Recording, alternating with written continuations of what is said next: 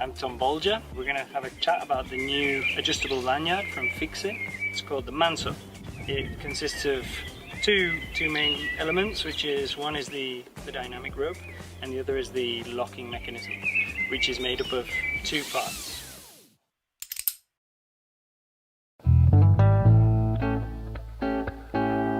Siurana was the last stronghold of the Moorish Empire. Due to its rocky landscape, it created this impenetrable fortress and took hundreds of years for the Christian invasion, which happened in the 12th century. Siurana is a village known for its resistance. Whether it be the Moorish Empire, the Christian invasion, the walls and the climbing, and the village is still here today. Its resistance against time is undefeatable. However, in addition to coming to Siurana to learn about history, people now come here to do something different too.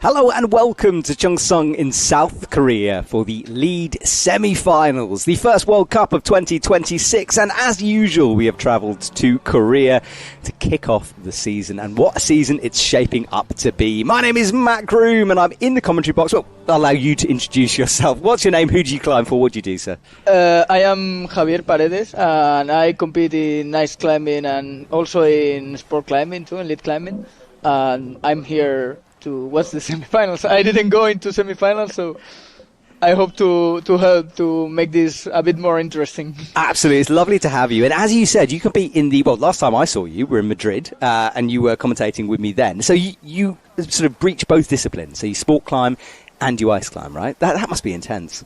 Yeah, it's like you have all the year competitions. You have from June to October, more or less, you have the lead climbing season, and then you have the ice climbing season. So it's like only 3 months a year to rest a bit. Well, you are very dedicated, sir. But thank you for joining me here today. Right, we are looking at the athletes who have made it through from qualifying into semi-finals. 16. The athlete coming out last has qualified in the top spots. The athlete coming out first has just squeaked into semi-finals. And we're looking for 8 athletes to progress to this afternoon's finals. And let's shout out YouTube. We've got some dedicated people watching online, and we do have a chat. So if you'd like to ask myself or Javier any questions, please do. It's about midnight in Europe. I'm getting people from France. Arthur saying he's watching. It's 12 p.m. there. We've got Carmen from Spain. Hello, Carmen. And the athletes are back getting ready to compete. And Javier, tell us about the isolation area. What kind of things are the athletes doing to make sure they're prepared for this competition? Normally they are like trying to be concentrated, and they warm up, obviously. But also you can see things more surprising, like they are listening to music, they are with the eyes closed, trying to make themselves like less nervous, to be focused on the semi-finals. Yeah, focus is important, isn't it? Because there's a lot of things the ice climbers have to battle against. And number one is the cold. Let's talk about the cold a little bit, because South Korea being hit by a storm system right now, it's pretty freezing outside. We're lucky in a lovely warm commentary box. But how on earth do the athletes warm up in sub-zero conditions? Yeah, it's really difficult, because in qualifying you can go outside and you can be more used to the temperature and all of that.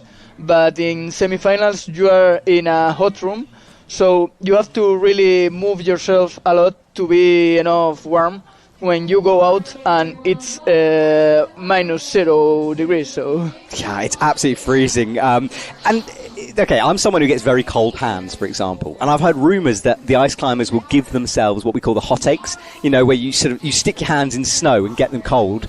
Is that true? Do you guys do that? Yeah. Oh my goodness. For example, yesterday I ran to warm up, and I took some blocks of ice to make the hands freeze, the same as when you are competing. Oh my God, get used to it. I said to my colleagues in the car this morning that I don't think I'm cut out to be a high-level ice climber. I just don't have the toughness that you guys do. It's absolutely brutal sometimes. All right, well, our belayers are ready on the stage. We have 2 routes here this morning, men and women. The men's on the left-hand side, not going up the middle of the structure, but up into this giant head wall that looms over the stadium. And then the women's on the right-hand side starts with a vertical section into a little overhanging roof, and then the roof continues after that, and there are some ice barrels in play too. And talking about ice, we're having a look at it. This is the backdrop for our climbing wall. It's an artificially created waterfall, this. And if you come to Cheongsong not during the World Cup, I've been told that you can come and ice climb on this, so it's a pretty good destination. And then the speed wall. Javier, did you watch some of the speed finals last night? Yeah, I went almost into finals. I was 2 positions to get into the finals, but it was really interesting. They go really, really fast, and it's so difficult. Yeah, it really is. And that ice, it held up well, actually. But we saw changing conditions. It went from sort of sticky ice into this brittle surface by the end of the evening as the temperatures dropped. And we saw some pretty dramatic races. All this is available for free on YouTube, so come along and have a look. Let's shout out some more YouTube people, shall we? Because I'm getting loads of messages coming through. Hello there, Melody, Sarah. Lovely to hear from you again. Of course, listening from Colorado. Looking forward to coming over there for the next World Cup. Who else have we got here? John T999 says, we don't need sleep. The comp is more important. John, you are a legend and a hero. I agree with you. No sleep needed. Right, Javier, the first athlete coming out, and it is going to be from the women's side. I think we'll stick with first of all, and it's Young Park from South Korea. And for the men, we'll have Florian Gantner compete. He's just walking off screen. We're having a couple of issues with cameras this morning because of the cold. So at the moment, we're sticking to a fairly wide shot, but these things will change as we progress. Okay, so Park, off the ground, Javier. And you had a look at these routes. You said you don't think it's too hard, so perhaps speed is important. Yeah, they don't look really, really hard. Maybe the last 5 moves, they are hard, but the rest is like running and get pumped. Like this structure is 30 meters or something like that. So when you are in the meter 20, you are so pumped you can even do the easy moves. Exactly that. Well, Florian will have to battle against that in a sec. His time won't have started yet. But Florian is underway, and on the right-hand side, as I said, is Young Park from South Korea, who had a bit of a slow start. She struggled with a couple of those early reachy moves, but is now more underway as she gets 2 clips in. And Javier, for people who have never watched this sport before, obviously a bit different from sport climbing, the athlete's kicking into the wall with crampons. So the plywood is softer, I would imagine? It depends on the structure. Here in Korea it's a bit hard, so you have to really kick strongly. But depending on the wall where you go, maybe sash-free or something like that, you just put your feet on it and it gets kicked. It's not too hard. As you can imagine, normally we can think that you have to really be strong on that, and it's not that hard. That's fair enough. I quite like the fact the conditions change between climbing walls. It's a bit realistic. Right, we're watching at the wide shot of our 2 athletes now. Florian doing some good pace. Park a little slow at the moment. It's like she needs to sort of warm herself up and get some flow going here. She's a little bit tentative, a bit slow down low at the moment. Meanwhile, Florian has to do... Sometimes in semi-finals, people go slowly because they are normally harder than the other routes in qualifying and in finals. So normally they expect to have a really hard move where they can fall. That's a good point, actually, because, the quali routes are a bit easier. And semis is usually actually the hardest round of the lot because we've got to cut 16 athletes to just 8. Shout out to Tabitha, by the way, on YouTube. I presume that's the Tabitha, the GB athlete who did some amazing commentary with me last year. So hello, Tabitha. Right, Park, upside down now in this Fig 4, Fig 9? Well, I can't remember. Right over left is Fig 4. God, my mind's gone blank here. Anyway, she's up into the Stein pull. It's not floating. The cheeks of the axe pressed against the wall there, and she's locked that in now. And Javier, this is the first of the roof for the women. It's quite a brutal overhang, this. Yeah, it's really, really overhang. It's like a little boulder. I've never climbed in that wall specifically, but it looked like crazy. It does, and she's really struggling with this Stein at the moment. She flings another leg over here, fully committing to it, but going back and forth, and she needs to find a solution quickly here. Hasn't made the clip yet, and I would imagine she'd like to get that clip in before she makes this move over the lip. It's an interesting one. It does look like she's locked into that left Stein. Yeah, sometimes in that type of move, it's more like the scariest. It is scary. Like you think you can sleep every time, but actually the axe it's well placed, so you can't fall. Yeah, just 1 point of contact for her. She has got the clip in. Meanwhile, Florian on the left-hand side will launch right now. And talking about roofs, there's a fairly big one coming up. Horizontal above his head as he gets these long draws in, designed to minimise some rope drag through this section.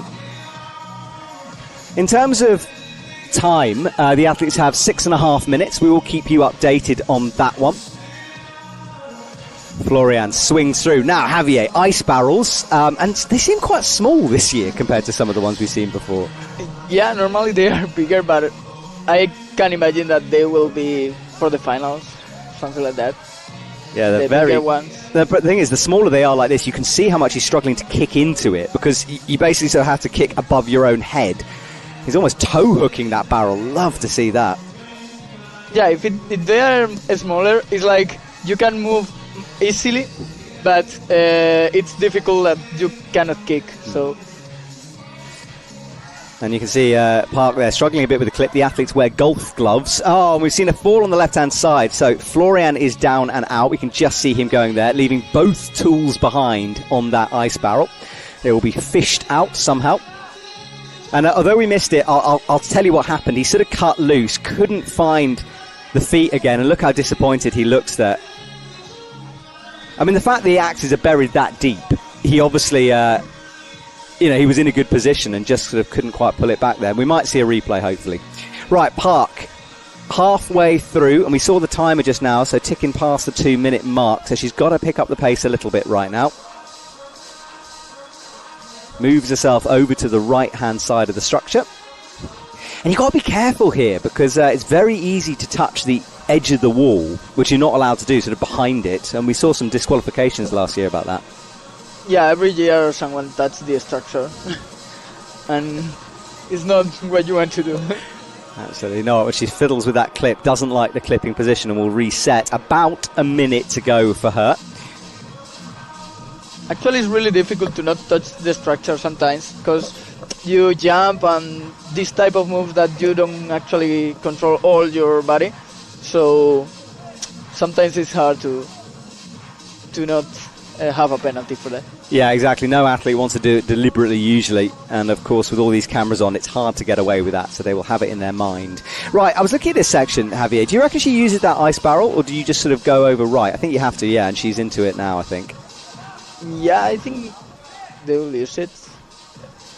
And then I think you've got to turn the ice barrel, so you've got to come around to where her feet are here. These ice barrels are prepared by our setters, pre-drilled. It's not an unusual move, like going from one side of the barrel to the other. Yeah, I haven't seen that before. And again, the size of these barrels will make it quite difficult, actually, because it's a very small box for them to move through. She's got to cut loose and is suspended above the air. Doesn't look in a great position right now, and she does drop off.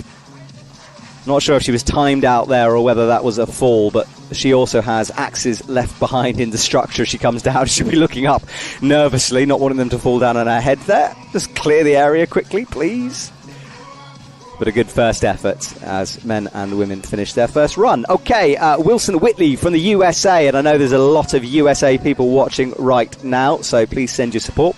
And there's a chat on YouTube about which is the best UIAA structure. I'm loving this. So if you're listening, just one word out of the four we have. So Korea, Switzerland, USA and Canada. Let us know which is your favourite in terms of looking at it. I think this is one of my favourite. It's very beautiful, but then the Sasfe car park is unique, isn't it?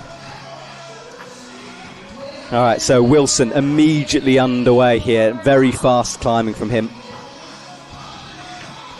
I suppose as well, Javier, you kind of want to get the blood moving. You know, I know you've warmed up in isolation, but you spent some time outside and you just want those first couple of moves to sort of get things flowing, maybe. Yeah, normally you try to go fast because they are easy moves, and you try to just be enough active to start the hard part. Yeah, so he flows through the first section. The women's, I think, has a bit more of a tricky start. And more than physically, it's like a mental activation. Like, you start and you are not into the route, and when you start climbing and you do like 5 moves or something like that, your mindset change. Exactly, sort of switch into competition mode, don't you? And then off you go. So Javier locking off that side pull and moving cautiously through it, through the various positions on the tool here. He's got one of those unique axes with the triple handle structure, a very straight shaft to it as well. Got to be careful of that rope there. He's either kicked very close to that one with the right foot. Yeah, it's unusual. Oh my goodness, what a great shot. That is a horrible hold. Yeah. Yeah, you do occasionally see ropes get a bit shredded, but it's very unusual. But the athletes, of course, have to be careful about that.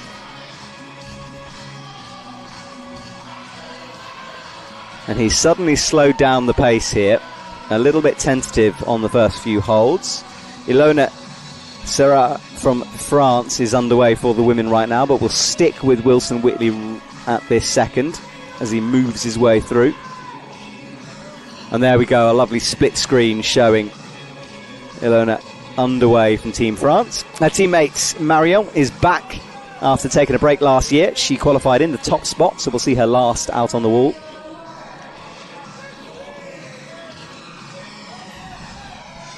Here, when they are climbing, you can go the ones that are more experienced, because Florian went faster than Wilson, and it's because it's his first or second semifinal, so he's a bit scary. I've experienced it the same.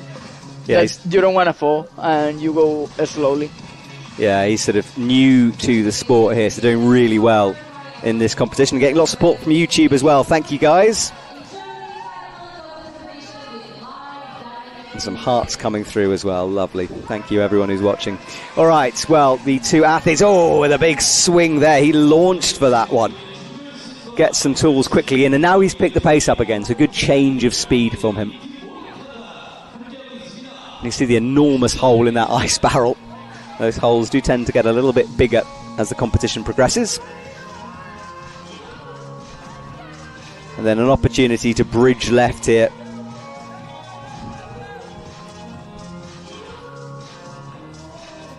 Yeah, the men's route sort of wanders around this structure. It goes from the centre all the way over to the left and then cuts back right again under the giant roof.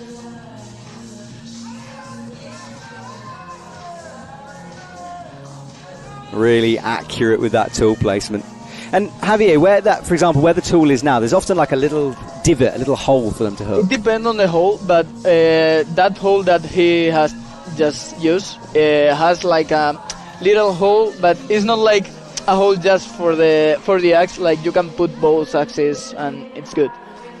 All right, he's into the roof section. Meanwhile, on the right-hand side, Ilona is through her roof as well. Did it a little bit smoother than Park did, which will have bought her some time for the top section. Now Wilson approaching where Florian fell. Let's see if he could figure out this ice barrel move. Super, super awkward sequence this. You've got a clip as well. And sort of maintaining knowledge of where you are on the wall with climbing this 3D is quite difficult. You can get a bit lost sometimes in the roof. And normally you have problems with the ropes. Like you put your feet under the rope and then on the rope, and when you fall, sometimes you have the rope just like him. Yeah, exactly. And I think he's got to get that other drawer in as well, which is back behind him. We can see that green one hanging down, unless that's not in the route. But it is in the roof. Yeah, there we go. Okay. The athletes can only go past it to a certain point, although having those long draws in is a good reason to argue, and of course they can hook it with the axe as well.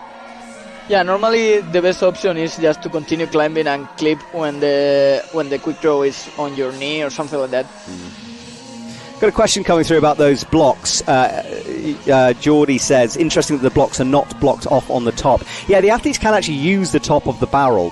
That was a rule brought in. They can't, though, hook the chains or the screws attaching the ice barrel to the wall. Oh, just a screw up there for one tool. A lovely shot as he cuts loose again. Comes into the hook. This is a good run by Wilson. Up towards the head wall now.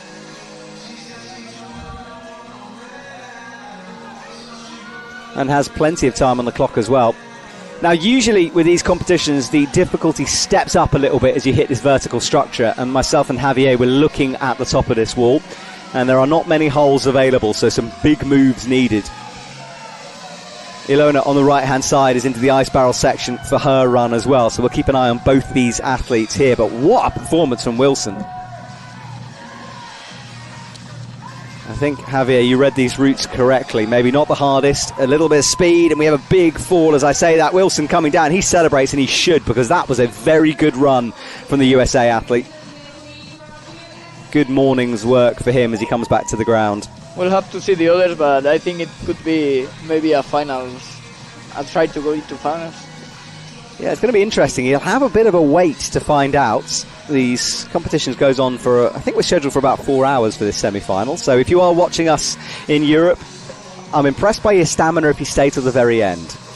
And unfortunately, you can only have a brief nap before the finals. So it's going to be a non-sleep day for you. But you guys watching are tough. It's fine. You'll manage. 1 minute 24-ish left for Iona here. She tries to manoeuvre that. Oh, and this is where you do not want to try to kick yourself in the face with the crampons. But it's quite an awkward move for her. It's fascinating to me how athletes really tend to slow down on these ice barrels. It looks like a simple move, but in reality, that it's so complex, the little movements you have to do. Yeah, it's like, it's not hard because all the holes are really good, but it's difficult to move. Like, you don't know where to put your feet and all of that to progress. And of course, this is nice heel hook there on the top of the barrel. Love to see that, and a little toe hook as well. Yeah, the athletes read the routes before we went on air, so they've just had one chance to try to work this structure out. And she's heel hooking once again. No crampons though on the back, Javier, so it feels a bit weird, rubber on ice. Yeah, and it is a bit risky because you can just touch the chain and you are out. Last year, one Spanish guy touched the chain and he was disqualified because of that. Time is ticking away, though. Now, this clock is set off by us, so it can be a couple of seconds out either way, but it gives us a really good idea of how much time she has left. And she has no time left. Went for the big move. Left both tools behind as well. They swing above her head as she goes back to the ground. And we can see on the left of your screen, underway, Cheongsong Lim from South Korea is climbing. Jaden on YouTube says he really wants some hot chocolate with whipped cream. Yes, please. Can you send it over here, please?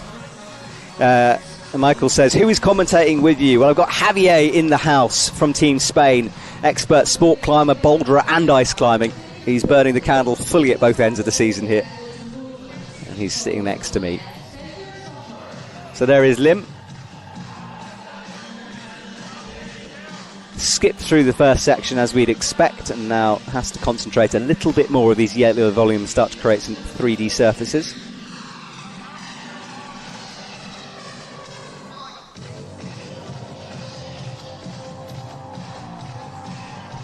Solid climbing from him so far. They'll be aware that Wilson did pretty well because of the time. The athletes will start to get an understanding of exactly the sort of characteristics of this route.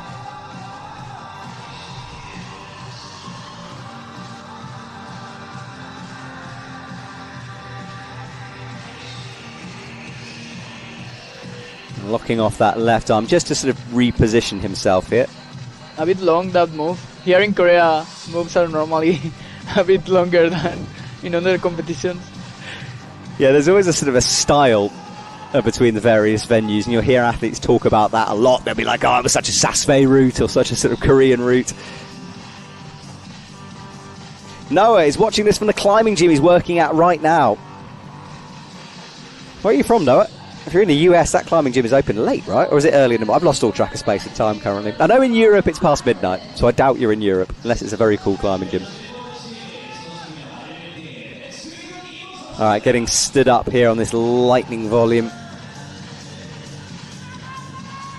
I've just been hinted by the voice in my ears that Noah might be from the... is it the Noah from Longman, who is hosting our next USA round of the World Cup? Noah, let us know. Is it you?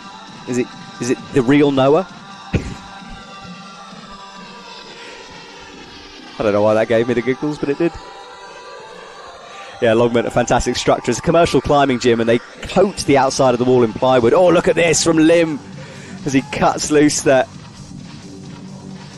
Flicks around. He's done well on that ice barrel. That was full commitment from him and speedy work as he moves through the sequence. Right, Emma McSwiggan from Ireland.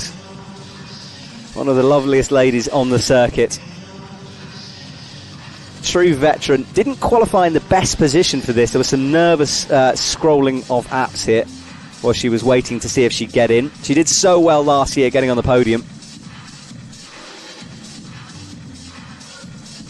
She picked up the bronze last year, which was a bit of a surprise for her as well, because the year before that she'd made a big mistake. And Emir is one of those athletes who will always talk down her own abilities. She'll tell you she's not fit and then absolutely crush it, so we'll wait and see. But we stick with Lim right now as he's on the second of the ice barrels on his route.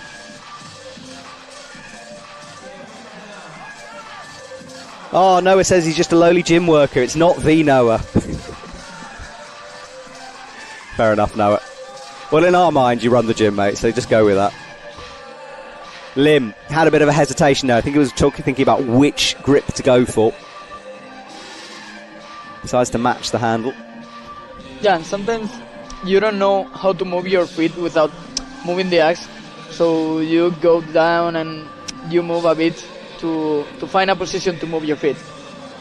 Yeah, and of course all this is done on the fly. They can't plan too much of this ahead. Some of this comes down to instinct and experience. Lots of support from Emir on YouTube. I'll let you know if she takes a fall, but right now we're with Lim as he approaches the roof, and this is where things get serious for the men. Tricky clips, fiddly ice barrels to come. Lim has a look down.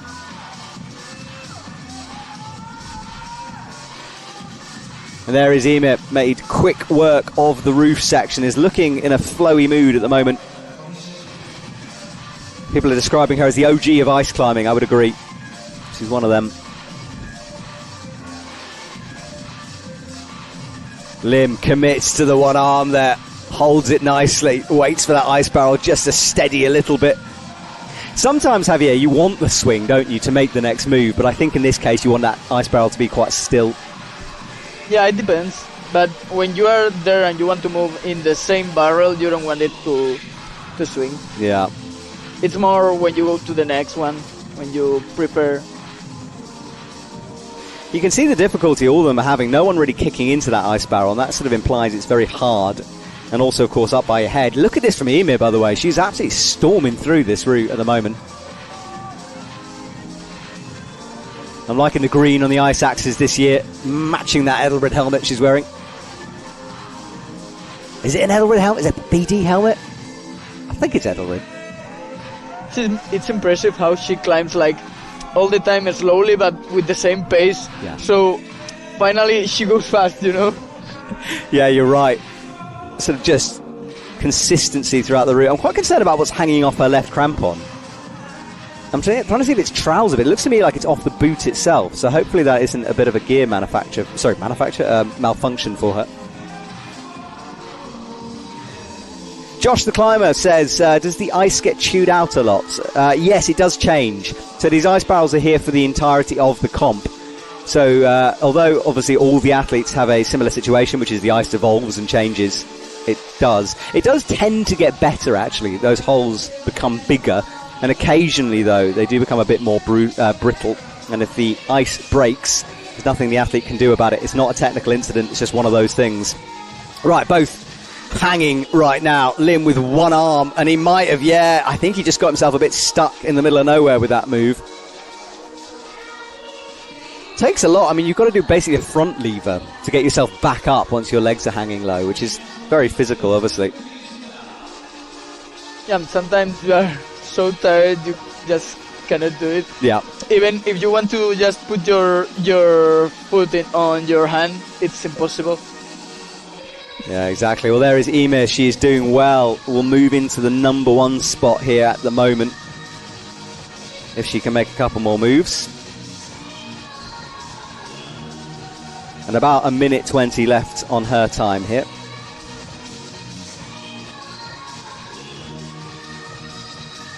Fiddles in that clip. I mean, this is where, for me, the experience will really help her here. She's dealt with these barrels so many times. Yeah, and the barrels doesn't change too much between comps. Thank you for your questions coming in on YouTube. I will answer them. I'm keeping an eye on it in pauses between the actions. But any questions you have, please send them in. I think it is, the edge of her boot is flapping on the left-hand side here. You can just see it there. She's dealing with it well, but it can't be ideal if you have something flapping in front of your eyes.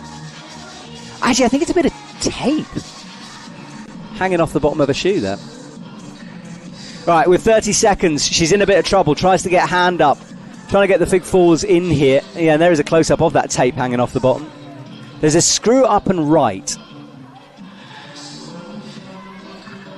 And Emir trying to recover something here.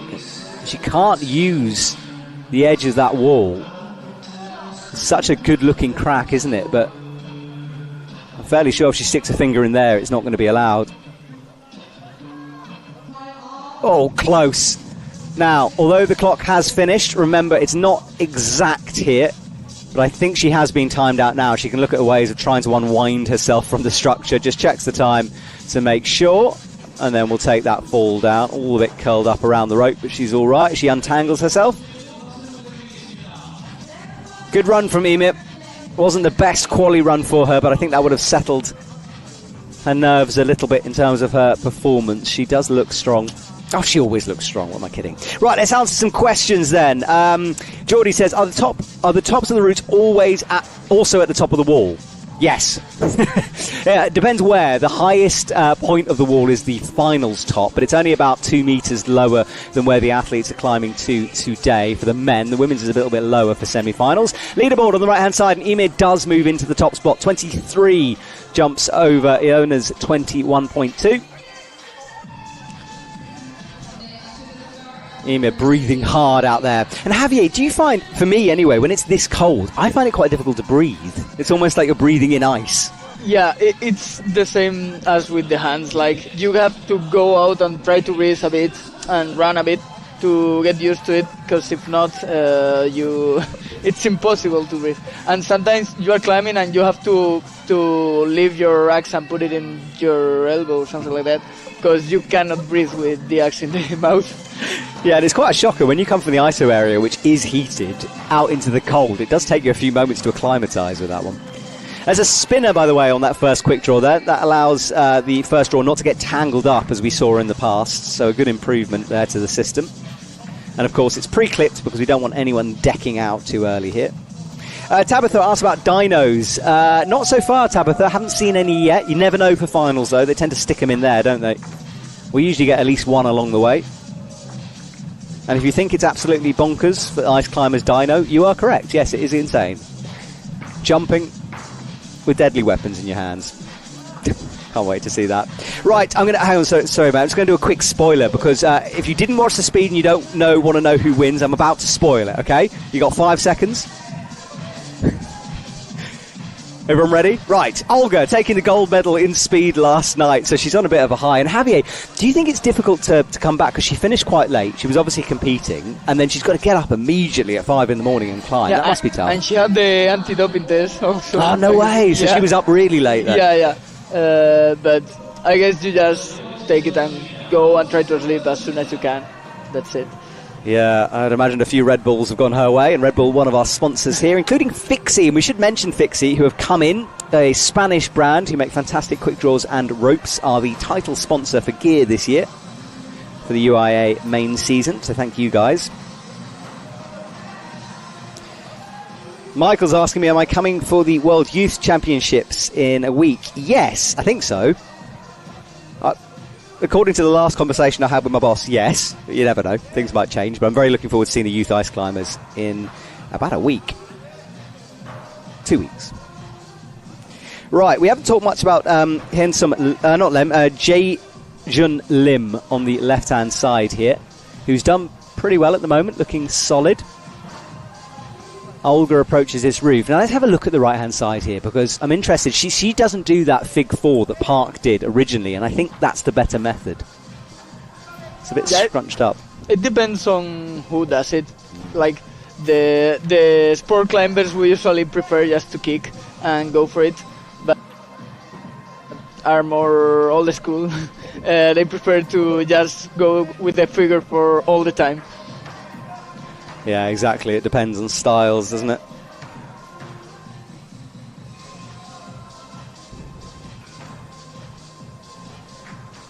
Good work from both athletes here at the moment. Olga perched above the roof. Lim, meanwhile, starts his launch right.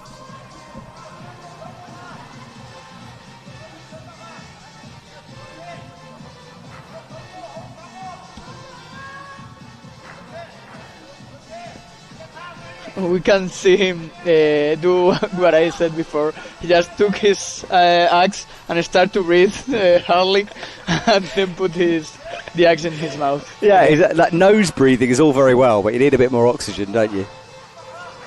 Yeah, we have seen it. Oh, he's got a bit tangled here. Now, this is what you've got to be careful of. He did manage to unwind himself nicely, but there's such a danger of getting yourself twisted in the rope. But it's positive stuff from Lim here as he flicks those feet over the elbow.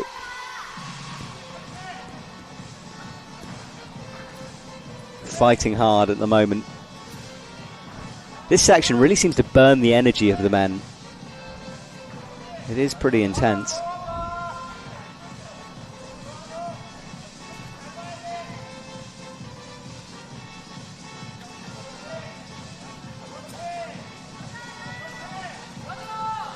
All right, over he goes, onto the second ice barrel. That was a good, smooth transition from him. Very quick work from Lim here. And Olga is on the ice barrels as well, so both athletes wrestling with some frozen water here as they go up. I'm being reminded on YouTube about the curtain rod of death, as people are calling it. At various comps, the setters put a bar in where you had to dyno to the bar and then slide down it. There was one in Saas-Fee and there was one in the Continental Cup in Bern as well. I like the curtain rod of doom or death. I'm going to steal that, guys. Thank you very much. It didn't kill anyone. I just want to point that out. I think it was just scary.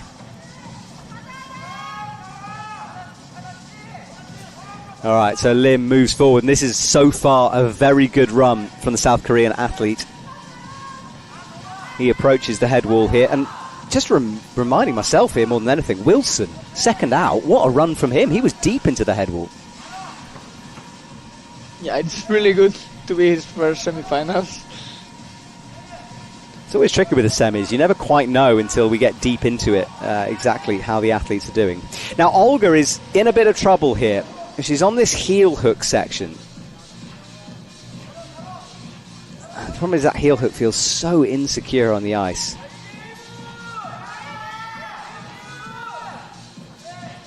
And that crazy bent hook that he's hooking onto here. And up and directly above his head there is a hold. It's fairly blind though.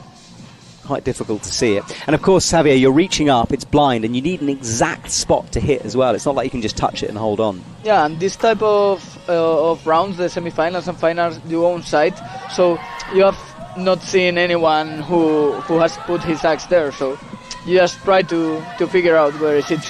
Really good point. Well, Olga takes the fall. She looked uncomfortable on those ice barrels. She's breathing hard, and I do wonder whether speed just got to her a bit from last night. That will leave her.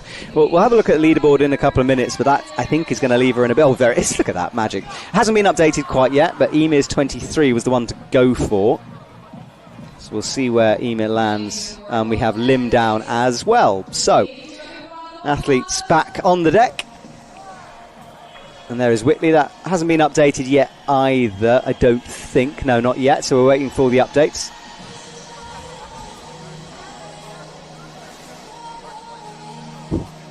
There's an awful lot of talk now on YouTube about various things setters have put in.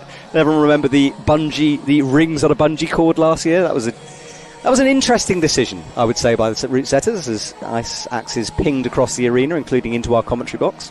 I do hope catapults are not included this year, but you never know.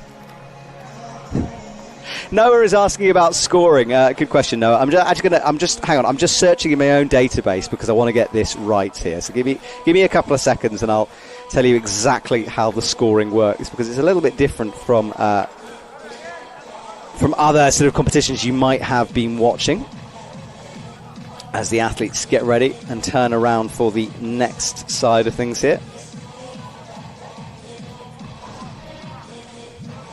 Okay, so scoring. If you touch the next hold, you get 0.1 added. If you get a full tool on it, you get 0.2. And if you release the ice axe from the bottom hold, you get the full score, the full point. Each hold is worth a point. And that's how it progresses. Right, USA, are you ready if you're watching? Corey Bohe is on. Athlete number 2 from the USA with the Ice Coop sticker on her head. A wonderful gym in Boulder, Colorado, pretty near Longman, which I visited last year, actually. Had a little climb. Great place to train that. Where do you train, Javier? Is there a dedicated dry tooling place in Spain? We have a little gym in the climbing gym. Javi, the one that is climbing, he has a climbing gym. And like in the part. Oh, hang on! Sorry to stop you. We've seen a very early fall on the right-hand side. Head in her hands there. That is Corey. I didn't quite catch it actually. I just saw the fall, but that. I mean, look, it happens in ice climbing. It's horrible when it happens, but it is one of those things as an athlete. I think it's almost like a rite of passage. You have to go through it at some point. But Corey's eyes are locked on the floor. Such a shame for her. Oh yeah, it's just. A ping of the left tool. Oh, Javier, I mean, what can you say? It's so disappointing, isn't it, as an athlete when that happens. It happens to me sometimes, and you don't like it. No, I mean, it will be no consolation to her, but it happens to everyone, and everyone will bounce back. But Corey, heart goes out to you. I'm so sorry. All right, let's talk about Javier on the wall here, your teammate. Tell me a little bit about him. he's my coach, and he's the one that moves everything. He's the coach of the Spanish team, and he's like the one who moves everything in Spain about dry tooling and ice climbing. Okay. He has made a little climbing gym in the part like where people cannot go. He has put like a little climbing gym for us to train ice climbing. I don't know, he helps everybody there too, and he tries to introduce more people to dry tooling. That's so good. Each year we are more people. We are now like 12 people from our town. Wow. That compete, so... That's such a good story, isn't it? I mean, and clearly he's got some quality to use for his coaching as well, making it into semi-finals here and looking good at the moment. You see the leaderboard on the left. Whitley is still leading the way. 27.1. Only just, though. I can see those two lines pretty close together, but he is still in the top spot. A lot of love coming through from Corey on YouTube. Yeah, guys, thank you for supporting her. It's pretty brutal when that happens, isn't it? Okay, next up, who have we got here? Neta Luchecka. And again, spoiler alert, silver medal in speed. And she had a tough year last year, did Annette, through various reasons, and I was chatting to her last night, and that silver medal she got just meant so much to her. She was crying tears of joy out there, and let's see if she can do something with this lead wall. We always chat about it with Annette, but time is not her friend, but she's been working very hard during the off-season to try to speed up a little bit, but it's all good in theory. Can she put into practice on the wall? Javier doing well as well. I mean, he made that transition on the first ice barrel really nicely as he traverses left, avoiding the edge of the structure. Yeah, he's going really fast. Yeah, he is, isn't it? Nice pace from him. And this is a big move from Annetta as she stretches up and right. Kicks those feet through. Stick with Javier here as he comes, side pulls that high hold. He's going really fast. He told me that he would risk a bit to go more fast, and he's doing it pretty well. Yeah, I think that's important, isn't it? I mean, it's and this is the issue with speed, especially with dry tooling and ice climbing, which is that speed means you can't be as precise on the hold sometimes. You have to trust some dodgy placements. But of course, medals last forever, don't they? Annetta on the roof on the right, she's doing well at the moment, locks in a Stein pull. Javier, we stay with him as he's on the tricky ice barrel section here. Locks in and flows through.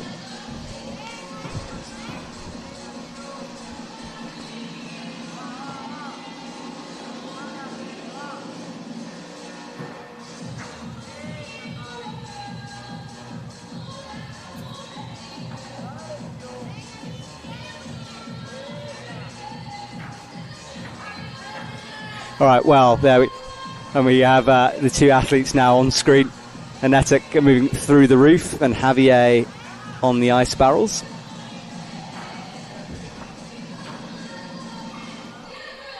Javier's done well there with that one. Yeah, he's solved really good. Yeah, I think most people have clipped this clip from this ice barrel, so he's doing well at the moment. Annetta moves into the corner. She's approaching the crux, which is the barrels.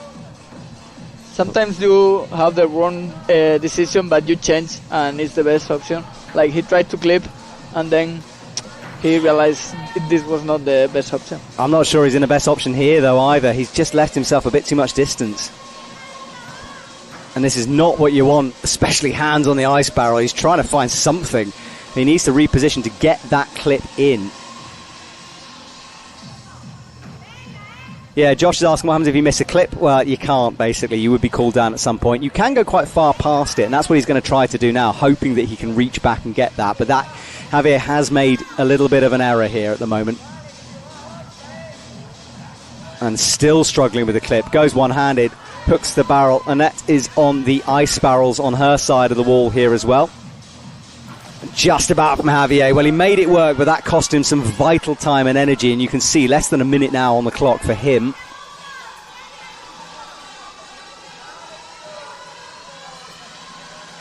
Coming up to about 30 seconds. I will let you know about the other athletes. I know it's not on screen, but I'll let you know how that goes.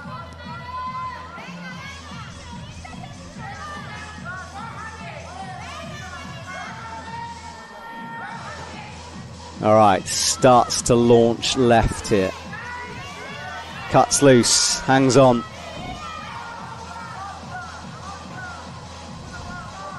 Crosses over and through and then up. That's a very positive move, and he knows he's got not very much time. Pings and falls. That was the risk we were talking about, but he did have to push it there. And down he comes.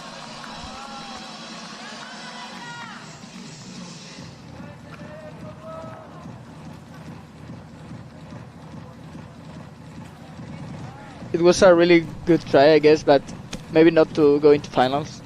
Yeah. We'll say it. Right, Annetta on screen now. She took quite a while fighting through that ice barrel. It's definitely certainly the first crux for the women. Such a fiddly sequence through, but she's now back on more solid ground, literally on those screws. Having a bit of trouble here with something. What is she? I think she's trying to wiggle the rope through, but I'm not quite sure what's going on. Maybe it's stuck in the drawer? Now she's... Yeah, I'm not sure what was going on with that one. She spent a while fiddling with something down her by her waist. Powerful stuff, though. In fourth place at the moment with 21. Has got to keep moving, though. We said at the beginning, time is not her friend. Buries those crookenoggies into the top of the ice barrel. Ignoring the clip at the moment, which is probably a good idea. She just needs to keep pressing here. Although, of course, you can't forget about the thing. And this is going to be quite a long clip out left here with the heel hook in. Just about gets it. Right, she's got to press on now. Not sure time-wise, but she will be coming pretty close to it, and she might have been timed out. Hooks onto the next screw now. Moves through. Head wall above her head. She moves up into second position. Emir's 23 above her. Someone will be screaming the time at her. That will be more points on the board, and that might move her up here. Yes, so into the top spot for Annetta and into the head wall. Things get more vertical here, but there's a huge... I'm watching that rope. That quick draw has caused her all types of problems. So that what's happened is the quick draw has come on top of the barrel, which is fine, except I hope it doesn't catch for her. Up she stretches anyway. She'll keep pressing, but you can see now this rope drag kicking in, and that is going to feel horrendous for her up on the wall. Yeah, the rope drag. Big, big problem for her, and this will add so many kilograms of pull for her as she comes through. She's hooked that top draw. She's been timed out, but look at the rope drag. That is savage for her. Now, she's been timed out here, guys. This is not... But yeah, a pretty nasty haul of the rope here. Arms will be burning as she gets this clip in. Yeah, it's really annoying when that happens. Ah, it's the worst feeling, isn't it, Javier? It's like climbing with someone in your back. Exactly that. But a 26, not bad from Annetta. A couple of holds off the top here. We'll have to wait and see exactly what that score is, because we don't know when the clock stopped. Breathing super hard out there. And she has a look up on the scoreboard. Right, underway on the left is Paul Zerberg from Switzerland, who's made his way through the first 4 clips. And there he is.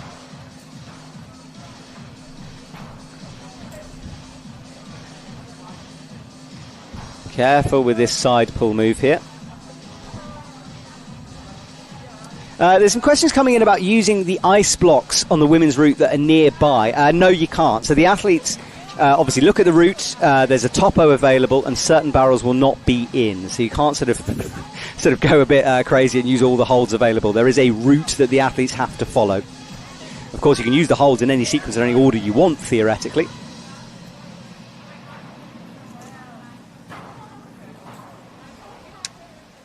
Javier keeps crampons buried in the wall here. A few have cut loose through this section. No such problems for him. It is interesting how some of them skip some holes to have like more time later, and it people that has experience you can notice it because of that. Yeah, sometimes the ice barrels are numbered per hold, and sometimes the ice barrel is just a point. It sort of depends on the topo. In fact, I'm just going to have a little look-see and find out if that is the case. Yeah, so for this one, for example, the first barrel for the men has 2 holds, whereas the second one looks like it's only got 1. So it can change depending on the topo. Yeah, and we can see it like the ice barrel that has like 2 holes. You have a line that makes the distinction between the first hole and the second.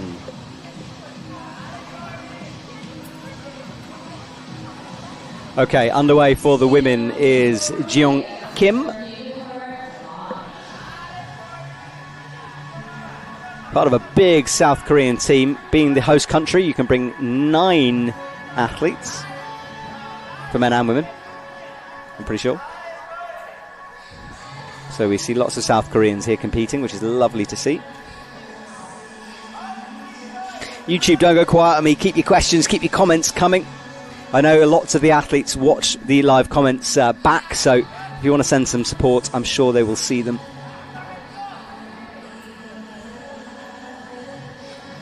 And Paul, very quick here. Hopefully he doesn't get himself twisted up with this next clip.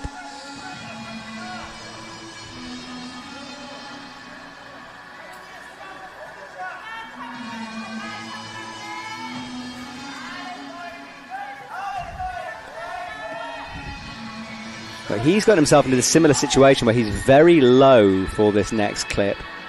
And the problem is obviously the ice barrel is swinging, so you sort of swing away from the clip and it gets out of reach for you. Yeah, and they weigh that much that you cannot just turn them to the side that you want. It's really difficult to turn the barrel. Yeah, it never quite does what you want it to do, does it? Well, our split screen shows Kim on the roof now.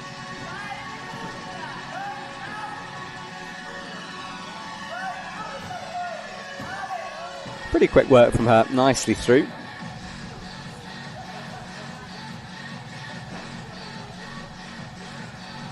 And that was very solid from Paul here. There's been no drama from Paul. He's just sort of moved through at a great pace.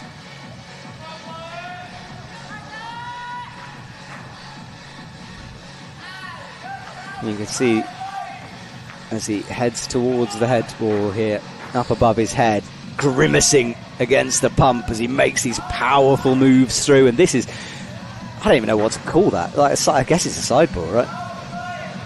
Yeah, I don't know this hole, but I guess it has some little holes on it.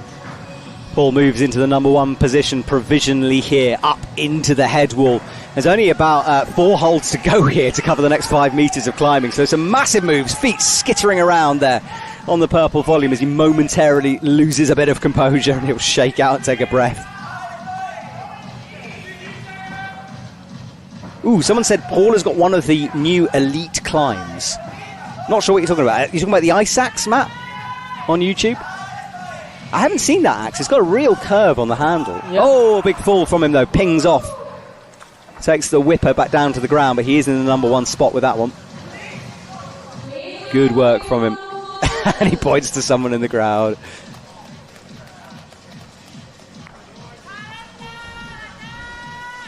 Okay, so back down to the ground for Paul, athlete number 6 out in our semi-final. There is Kim, meanwhile.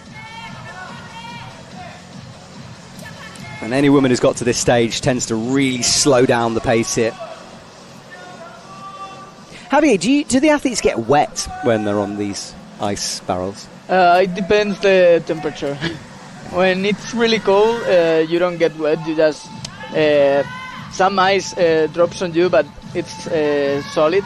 But when it's a bit with hotter, with more temperature, all the water goes on your face, and you cannot see it. Yeah, especially when the temperatures are a little bit warmer, as we've had last couple of years. You sort of see the athletes coming down dripping. Not from the sweat, from the water. Kim is doing a good job here at the moment. She's out of the ice barrel onto the next section, but we saw from Annetta, you have to be very careful here. So what I think happened, it looked like the rope had wrapped itself over that barrel. So I think ideally what you want to do is just make sure it's flicked over the ice barrel before making the move. But of course, hindsight is a wonderful thing.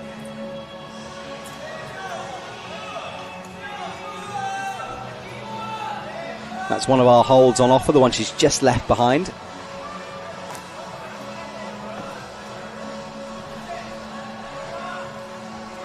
And up she goes onto the head wall. Time will be ticking down though. She's in third position provisionally and doesn't like this ice barrier. Now she's got to be really careful with that left toe not to hook the edge of the structure. Right, oh, she touches the chain, Javier. Now that's going to be interesting. So you think that might be a problem for her touching that? Maybe, I don't know. I think they will not say anything, but if someone talks to the judges, maybe she could get a penalty, I don't know. Yeah, I mean, she didn't use it in any way, of course, just sort of brushed past it, but it's going to be interesting.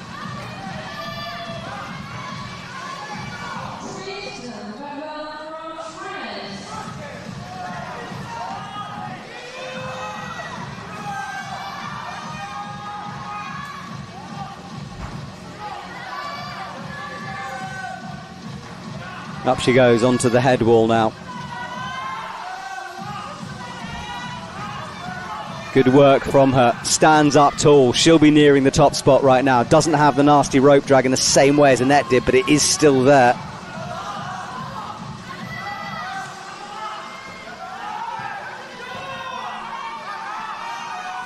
Hooks in on the side pull. This should be the top spot, 26.2. It will be the new provisional leader for our competition here.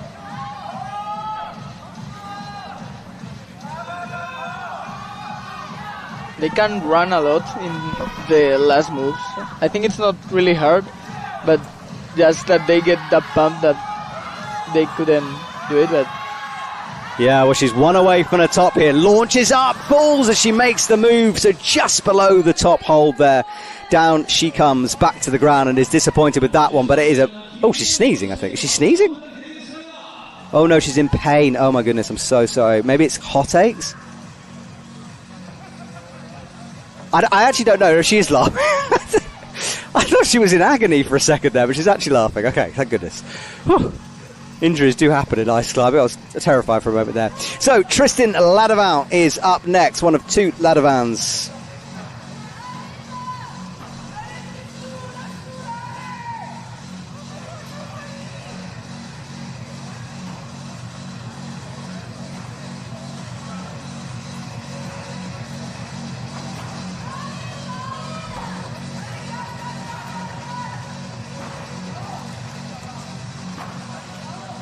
All right, it's Tristan up high on the ice barrels here. And now, theoretically, I mean, we all saw it on the live stream, that touch of the chain might be a problem for Kim here. But it really depends if anyone appeals it, so we'll have to wait and see.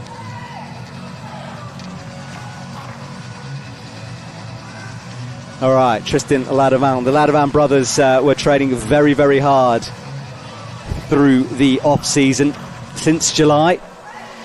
Didn't go on expeditions this year, so had full focus on the upcoming 2026 season. Let's see if that work has paid off here for Tristan. yeah, in qualifying he made a mistake in one of the routes, but in the other route he just crashed it. Yeah, these two very experienced. Oh, Tristan, though, kicked the hold there for a second, skitted down on it.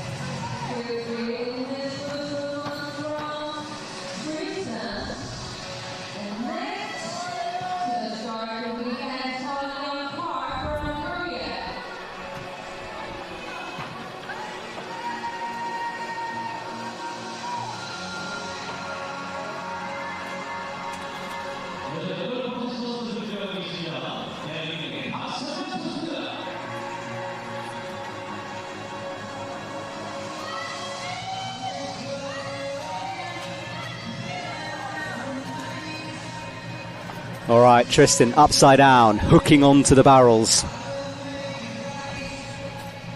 Good work from him as he goes upside down through this section and then underway. Sunyoung Park for South Korea on the right.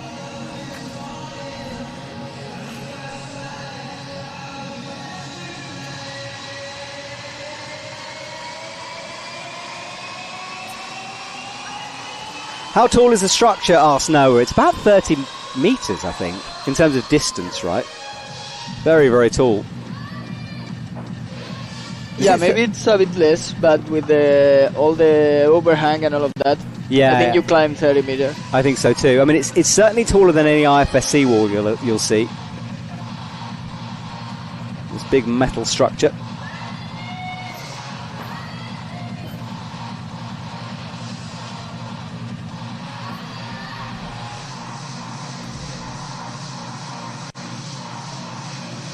So Tristan, feet above his head here as he kicks into the top of the wall.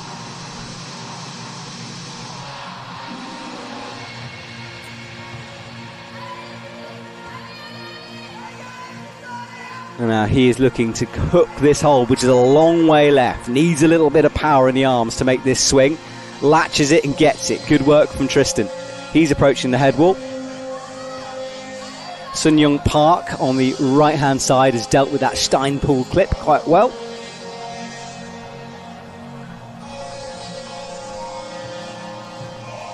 And Tristan now has to do a very powerful move up with the right axe. Look at that lock-off strength, though. Very precise. Really solid. Yeah, a lot of people have sort of been almost popping for that hold. He just managed to stretch through on it. Is the most difference that I can see from Ladevan brothers and Benjamin and these people that it's usually in finals, that they don't get pumped, or even if they are pumped, they can still climb really solid and continue doing hard moves all the time. They don't struggle and have to try a lot of times to make the same move. Yeah, it's where all those hours in the gym of training comes into play here, but he's having to fight on this side pull. Buries the tip of the ice axe in it, but look at this, he's got to stand up. He hasn't got, oh, look at the wobble. He almost tried to Steinpull it. Tristan could be in a bit of trouble here. He's got to kick those feet through, tried to wrestle up, but couldn't quite. Shakes his head. That was a full power move that he just struggled with. Now, Javier, after the next athlete, we're going to swap some co-commentators in and out here, so stay with us for one more until Park falls, as we near the halfway point here of our semi-finals. Tristan Ladamount back on the ground. Just seemed to not quite have the power for that stand-up move.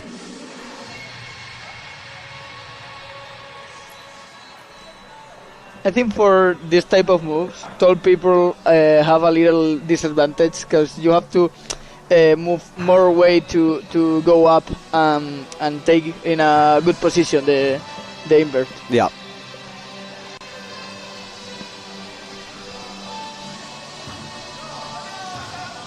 All right, so she's waiting here.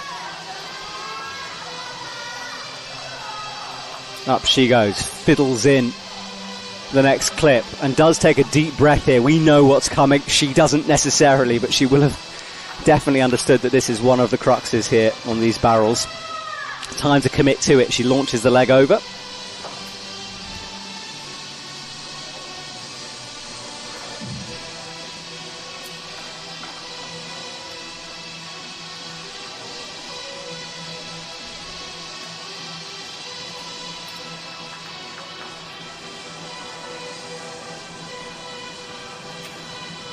All right, up she goes, crosses the leg through again.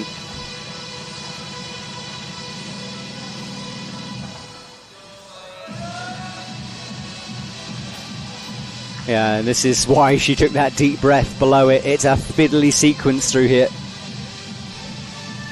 Yeah, and when you are there, you have no rest. It's one move, and after the other, and after the other, you cannot kick in any place. Yeah, you're right about that. It's so kind of scrunched up underneath you. You can see her trying to kick in, but... And as I said before, for old school climbers, it's easier because they can rest in a figure four. And for us, the sport climbers, we struggle a lot. We get pumped when we are in that position. You just need to transition fig fours more into into a plastic climbing. Plastic? What am I talking about? Sport climbing. That's the one. I knew there was a word for it. All right, this is a big reach for her, and she's struggling with this. Goes backwards on the hold. It really does eat away at your time here. Gets the hook, though, first time. Well done from Park. Bit of rope drag around the corner of that barrel, and she loses her feet. Cut loose, tries to find something on the top. Could be a few seconds away here. Wraps the feet over.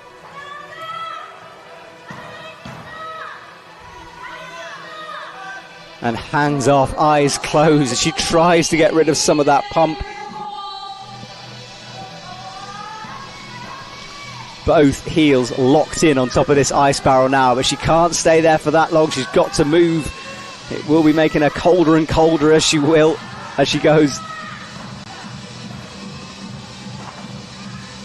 Down she drops. One of the photographers up there trying to get the shots. You can check out the IFSC, the UIAA Instagram. That was a double mistake. It's not IFSC anymore. It's World Climbing, isn't it? Apologies, World Climbing. I've got to get used to that one before next year. I'm in real trouble. Hasn't made that clip yet, though. Now kicks it, loses the feet, down she goes, dodges the ice axe, full drama there, back down to the ground, and I think that's going to leave her just outside of the finals place.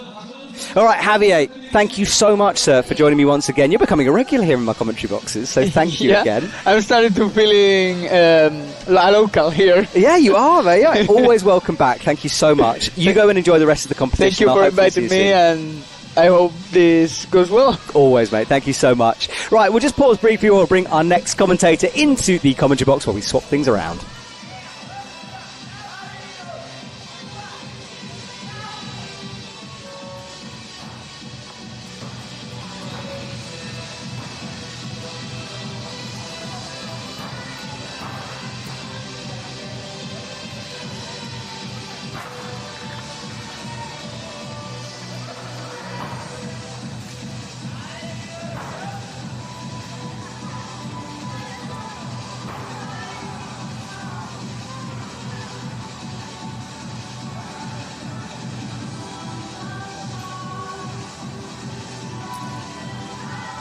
Right, I am bringing my second co-commentator of the morning in, and we've got Emma Dimitri from Team USA in the house. Emma, how are you doing this morning?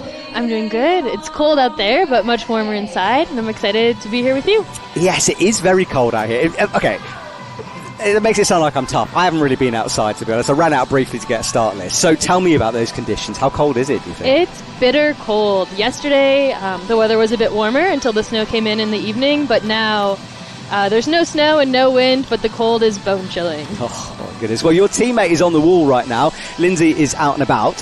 Tell me a little bit about Lindsay. How did you see her this morning before competing? Yeah, Lindsay and I had breakfast together. She's excited. I think she's going to climb really well. She's been training super hard this season down in UIAA with Kat, and both of them are competing in semifinals, so it's exciting. Exciting for us as a team to cheer her on. I think she's going to do great. That's so cool, and you're getting lots of support on YouTube. Megan says, yes, Emma, ma. There you go. Big support. Right, right. Who are we watching again? I've lost track. We were on Linus Beck. Ooh, big cut loose there. Didn't bother with the feet, just launched over and swings down. And Emma, tell me about your sort of competition history. Yeah, so this is my first season competing with Team USA in the World Cup circuit. I've been dry tooling for a couple years and had the opportunity to compete with the team this year. So this is my very first World Cup. So cool. And how did you find the whole experience? It's been incredible, yeah. The hosts here have been fantastic. The food's been great. Meeting the athletes from all the different countries. We had a chance to meet some during the Continental Cups earlier in the season, but it's been an incredible experience. That's really good to hear. I'm happy, and hopefully we'll see you more in the future here. Absolutely. Okay, so upside down at the moment. And we will let you know Emma's social media tag as well, so you can go and follow her along on Instagram. And do go and give our athletes support if you can, please, because obviously they're working so hard. Go give Emma a follow. We'll put it up on screen in a couple of minutes for her. You are getting lots of support. You're a popular member on YouTube here. Jack Gaming Network says hi from Anna, Brendan and Francis. Lots of support, and obviously lots of support for Lindsay out on the wall as well. And Lindsay at the moment, we haven't got her on screen, but she's just crossed the first mini roof. I'll let you know if any problems develop from her while we stick right now with Linus. Hacking into the top of the barrel there. Oh my god, look at that barrel shatter as he does it. And we do actually, Emma, I know you've just come into the commentary box, but I might just briefly kick you out for 5 minutes because Annetta has just come up to talk through the route. So can we swap you out and bring you back in? Is that all right? Absolutely. We sometimes try to get athletes who've just climbed on the wall up here. So you take a pause. We'll bring Annetta into the commentary box here as we stick with Linus. Don't go anywhere, Emma, though. Linus getting all curled up under this barrel. He's going to go for the long reach. And Annette, you've literally just come from the ice wall into the commentary box. We'll talk about the women's route in a minute when we see it. Let's just stick with Linus right now. Okay. And tell me about the conditions first of all. How cold is it out there? It's quite cold actually. Like, it was fine yesterday, but it's really chilly this morning. And when we arrived with the bus, it was so freezing cold, and even in the ice zone. Even though there is a lot of people, it's still kind of cold. Oh my goodness, mate. You guys are so tough. Right, Linus gets it in. Now we can talk about the women's route because you've just climbed this. Yes, my breath is still somewhere up there, so... And tell me about these ice barrels. We'll go back to the ice barrels. Right now, Linus is on the head wall here. Big move out left. Yeah, needed. on these new Korean hang holds. It's a new series. And they're so slippery, and you really have to place your pick correctly, because even though it looks like a jack, it's not a jack at all, and it's so easy to just slip out of them. And then this move he's going up to, it's quite a good hold, but it is a bit blind. It's not that good hold actually, because you kind of need the tip of your pick on it and not the whole pick. Yeah, because he tried to put the whole sort of almost like a side pull. Yes. Didn't quite work out for him. Right, we'll turn ourselves back to the women's route in a sec. So tell me about ice barrels. What were they like today? The ice barrels were great, and it's usually my favorite style of climbing, usually. But today I think I was just a bit unlucky, and my tool got stuck on one of the ice barrels. Is that what you were doing? Because we saw you fiddling with something at your waist.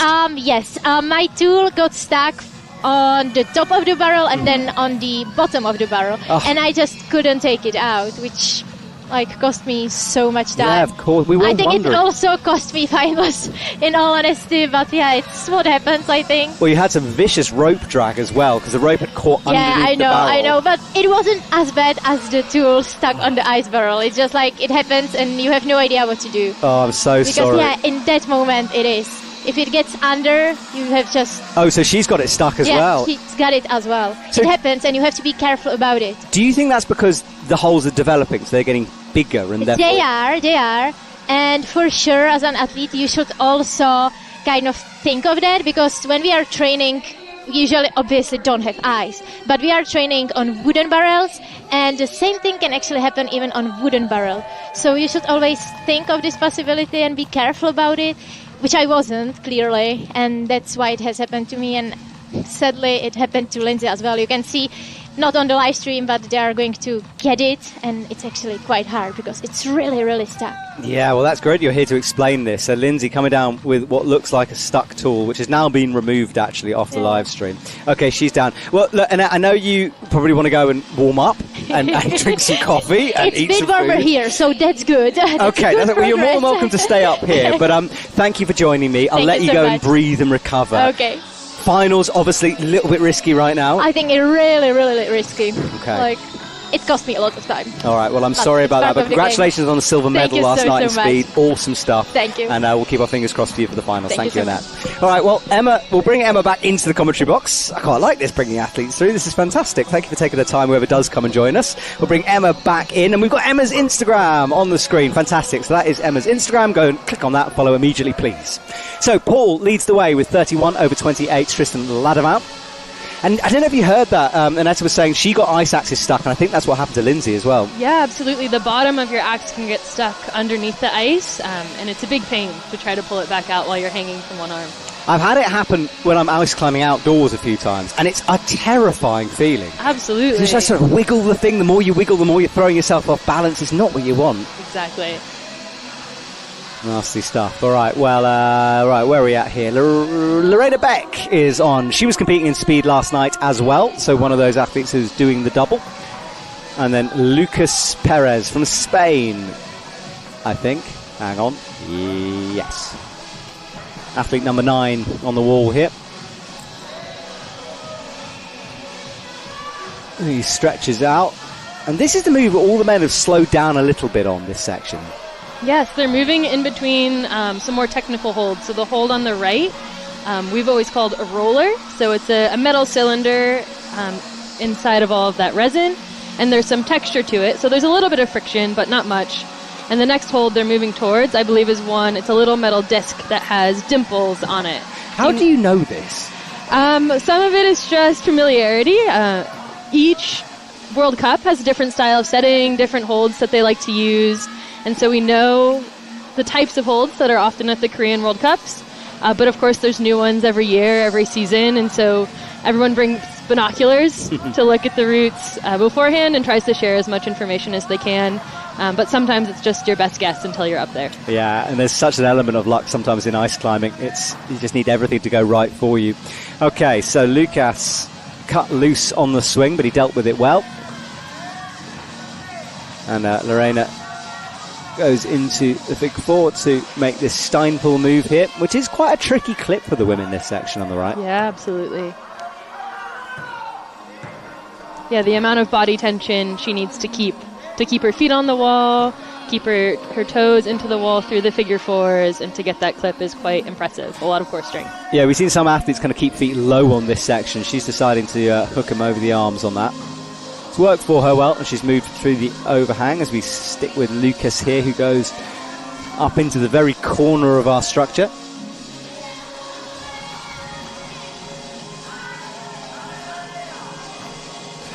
And that sort of floating sideball then, just the very tip of the axe in play.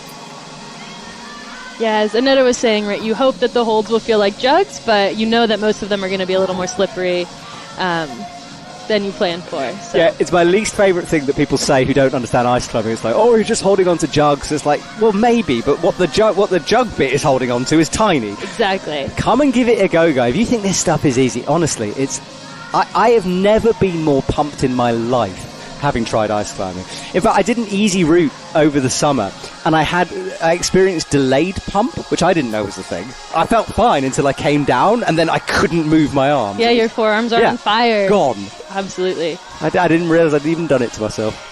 Yeah, for me, the biggest difference for sport climbing, I feel like, is when you're on a bad hold in sport climbing, you know it, and you can feel your fingers start to open and start to slip. Here, sometimes you have no idea if you're going to pop. It just happens.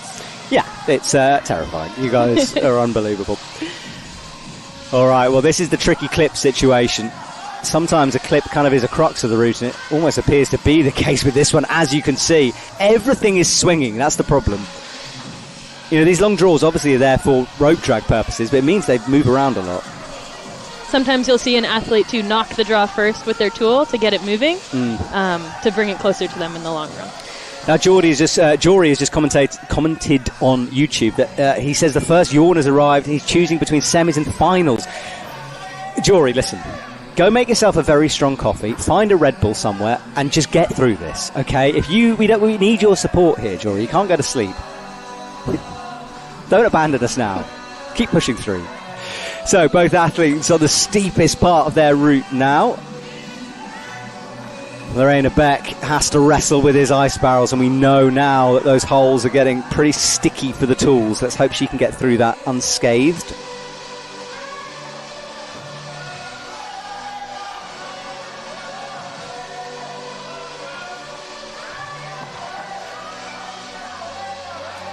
And that's good work from him as well. Okay, now this is the big stretch move, though. I think it starts to burn you out, this, for the next section, for the head wall. Yeah, right. The figure fours get you nice and pumped and ready to go on to... What a save! Come on! Oh, that was an amazing save. Dropped down onto the lower tool. But, of course, heart rate would have spiked in that moment. Absolutely. So he's got to calm himself down now and redo this wall, maybe with the clip in, you'd imagine. Yes, I think he is going for the clip. Sensible, sir.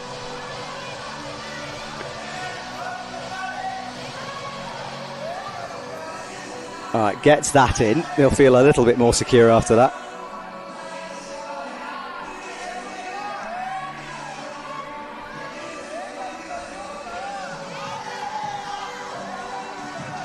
Jory says he needs Buckfast. What's Buckfast? Is it that thing with orange juice and champagne? Oh, he falls eventually going through. Shakes his head. Yeah, that error did cost him dear, I think. Emma, you got so many fans, Emma. It's the middle of the afternoon in the States, so it's great to hear everybody cheering us all on. That makes sense. I did wonder. I've lost track of all time zones at the moment. No idea what's going on. Well, he breathes heavily, having come back down to the ground. Good score from him. Just that slip seemed to get into his head a little bit, as it might. And also, off camera, Lorena came down as well. I can see the axe buried in the top barrel. So it was on the second barrel she fell on. Let's have a look at the replay of it. This axe is still in the structure. Slipped, fell, sliding down that tool. The pump getting to her, and that will, I think, leave her a little bit below a finals place at the moment. But a good comp from her last night, finals and speed, of course, as well. So a strong performance here in Korea. I'm being told it's a Scottish thing. Tonic wine with caffeine is what a buckfast is. That sounds awful, but it will keep you awake, I would imagine, yeah. I've learned something today. Thank you, Jory. Right. Next set of athletes are up, and it's a big name. Jonathan Arthur Brown, the mechanic from Switzerland. Although he did fail to fix my car last year. I was very disappointed. I was told he was a mechanic. I needed my car fixed. And he kind of came through. He gave me a lot of help, to be fair, and he did help with some things, but he didn't fix it. So, Jonathan, I'm never forgiving you for that. But this man is all power. He muscles his way through the rooms. The moves.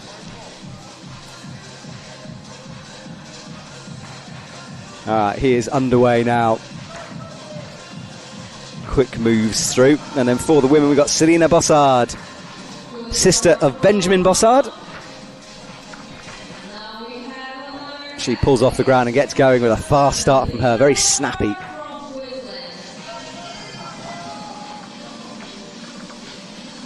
Emma, I've never seen so much support from the comments. Apparently there's two groups of people competing to be your biggest fan. Oh, are there? I want Excellent. that. I've never had two competing groups. All right, well, our split screen shows the two Swiss athletes side by side here. Saas-Fee is the next World Cup. We all go to the magical car park in Switzerland, where we don't see the sun for days on end.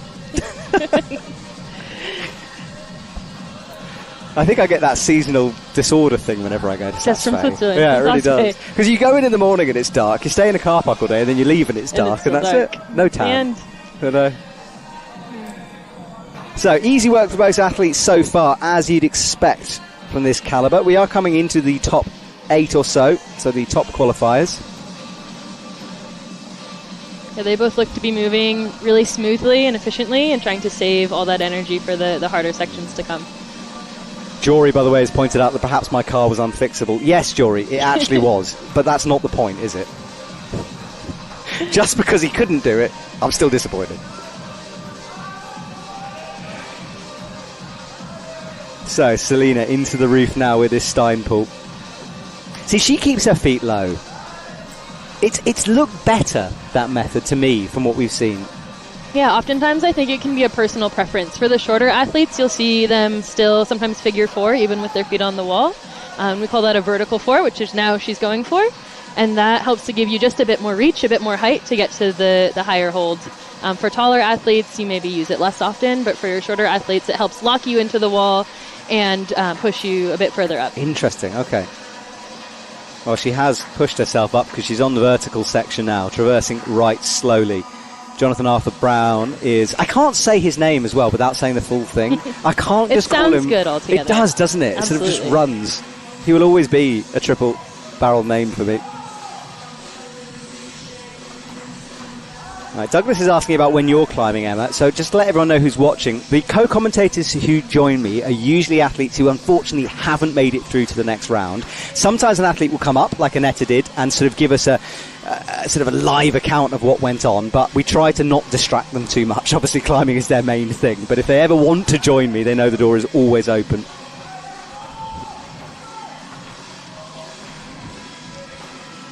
Marianne did it a few times last year, actually, during finals.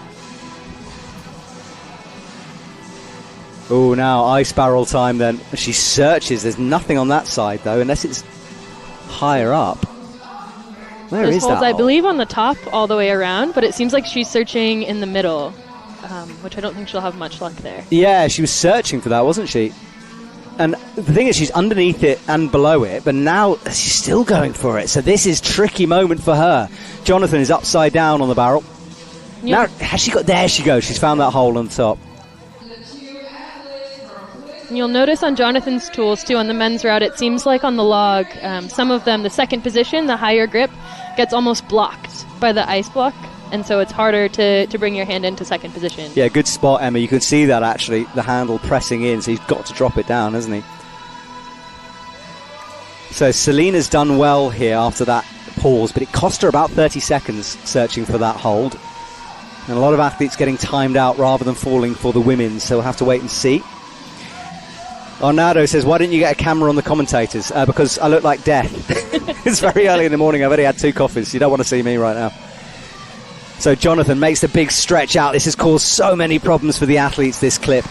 This double swing they've got to deal with. The ice barrel and the quick draw. And Jonathan will take a moment here to pause. Searching for a purchase with that left crampon. That will allow him to push if he can get it in. Better from him. Nice. Melody is asking about the 2030 Olympics, and Rob Adey has just walked into my commentary box, so I don't know if he's willing to come in and give a little chat about the progress, but we'll maybe get him towards the end. How about that, Rob, when we finish up? After this round, we'll get you to do a little Olympic update. All right, Jonathan goes up high above his head onto the purple volume.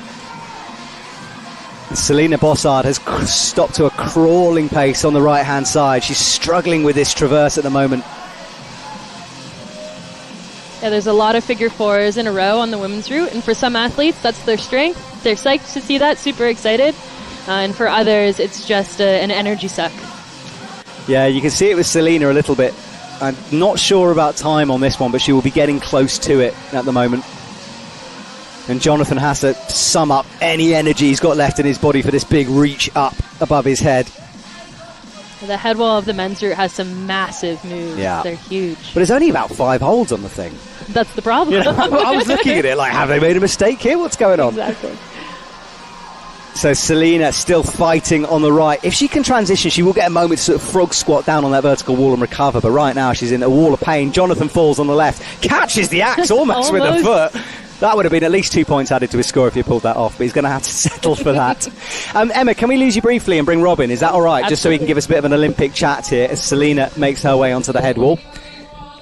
Jonathan breathes very deeply. In fact, he's needing someone to handle the axe. As Selena, she's having to deal with this rope drag. We've seen this a few times. The rope getting caught underneath the barrel. So, Rob, thank you for coming and joining me, number one. Sorry, Selena falls on that section. So, Rob, give us an Olympic update. How are we doing with this? Things are progressing quite interestingly. We have been working with the French organising committee for the 2030 Olympics through a committee with basically myself and Etienne Griot from the World Ice Climbing Board.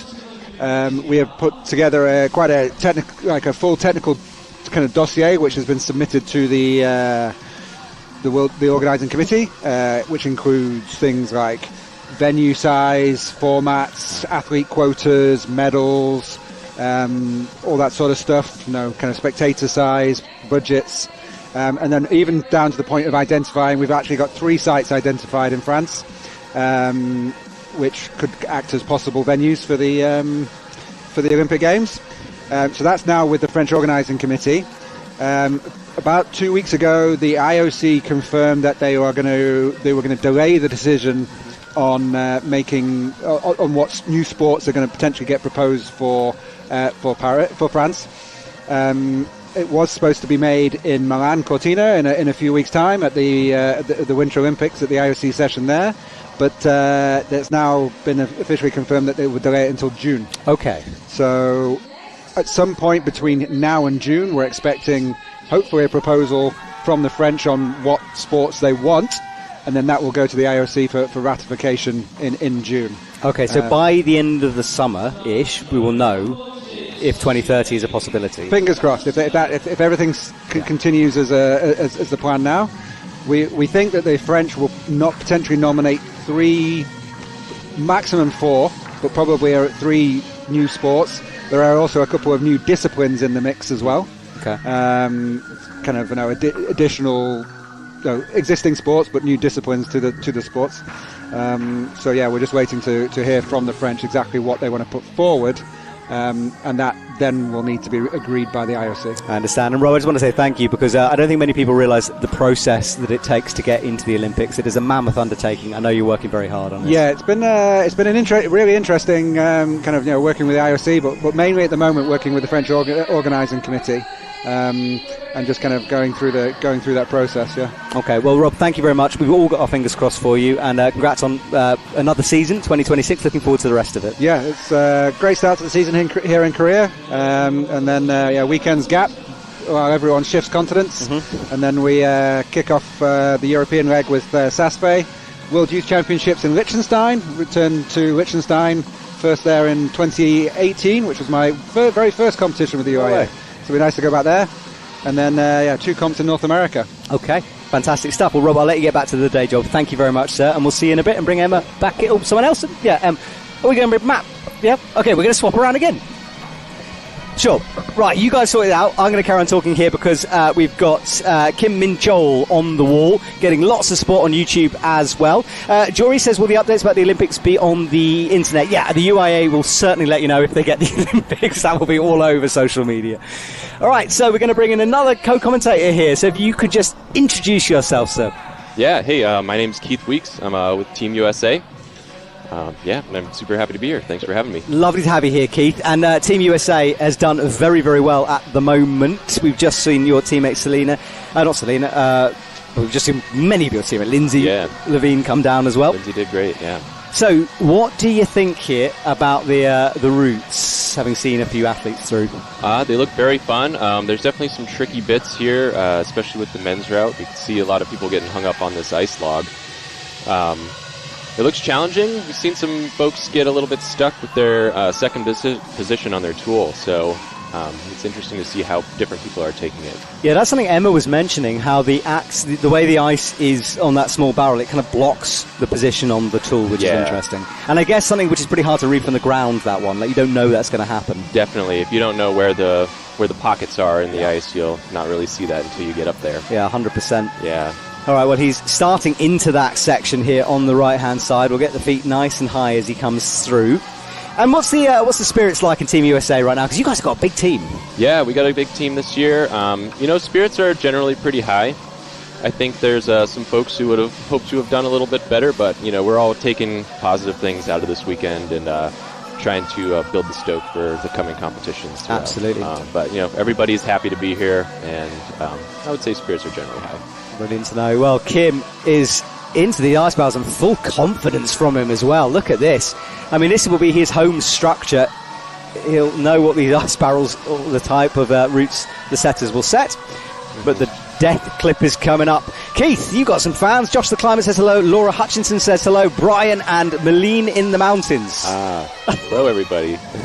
Loads of support from you. I've been told it's afternoon time in the USA, so I think we've got lots of USA supporters here.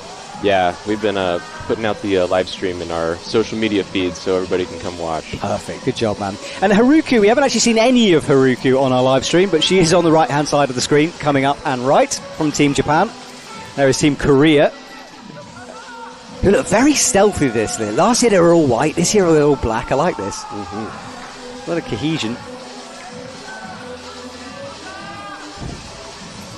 There she is. Brilliant. So Haruku from Japan. She's such an interesting athlete. Very, very small. So those big, reachy moves, she has to bounce between. It sometimes catches her out. But she's so strong and does a lot of the Continental Cups as well in Europe to prepare for this season. Yep. I think we've seen her make an appearance in UIAA too. It's always fun to see her out there. It's interesting how effortless she makes some of those huge moves look too. Yeah, because she is deceptively small out there. And I say that in no way derogatory. It's just the thing you have to deal with. But she does need to bounce between moves often. Right, on the left-hand side, Kim is close here to the big power moves coming up. Not many athletes have made it onto that head wall yet. Let's see if he's got something left in the tank here. I'm going to shout out Ice Coop once again, by the way, because they're representing so much. A wonderful little gym run by the community in Boulder, Colorado. Please go and visit that if you get the chance. I'm doing so much advertising, I feel like I should get free entry here. You know what I mean? I need a little discount. Come on by. I'm sure we'd be happy to have I did last year, and I really enjoyed it. Yeah, really cool. got my ass kicked by some world-class climbers, as usual. This is what usually happens to him. All right, well, he's made the power move, but look at the struggle now as he locks off that left arm, finds the right pick as he swings the feet over.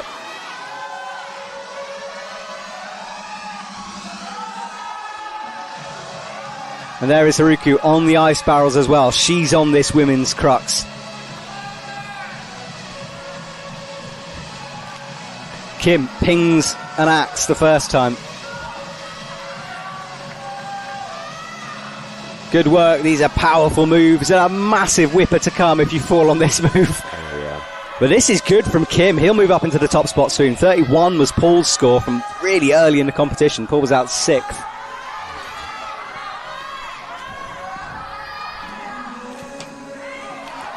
Feet over. I'm not sure he's going to have enough time for a top. Remember, this clock isn't... Oh, no, it doesn't matter. He falls as before. He falls sideways through the air there as he plummets down. Very good performance overall. Yeah, and Haruku is on the... has transitioned now from ice barrel to wall.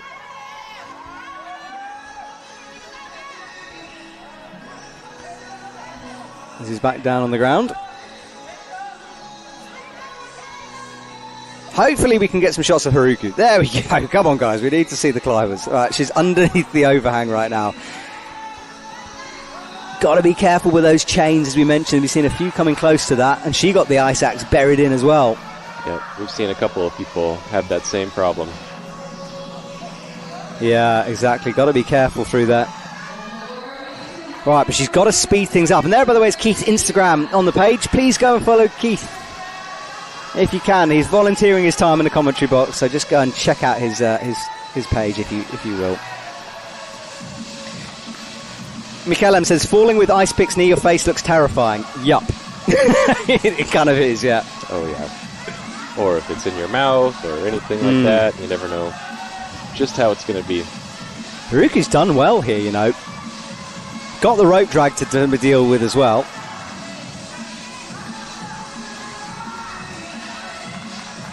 Aneta was saying that rope drag isn't as bad as it looks, but I just think it's because everyone's a beast.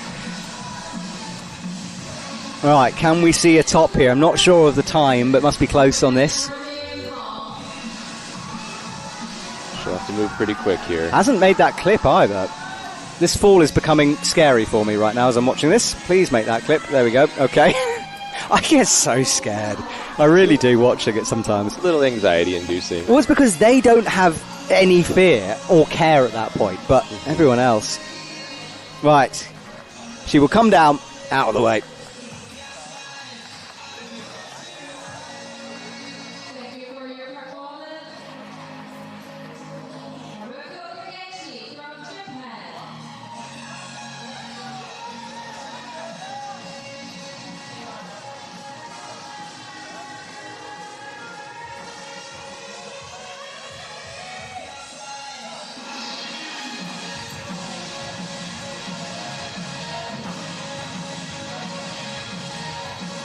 All right, so we have our next athlete out, Virgil Devin. Now, this man is just such a beast of a climber, isn't he?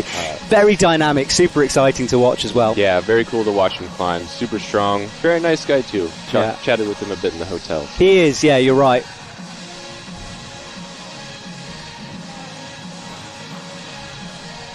All right, we know the bottom section of the men's route is fairly steady. It starts after the traverse left on the first set of ice barrels.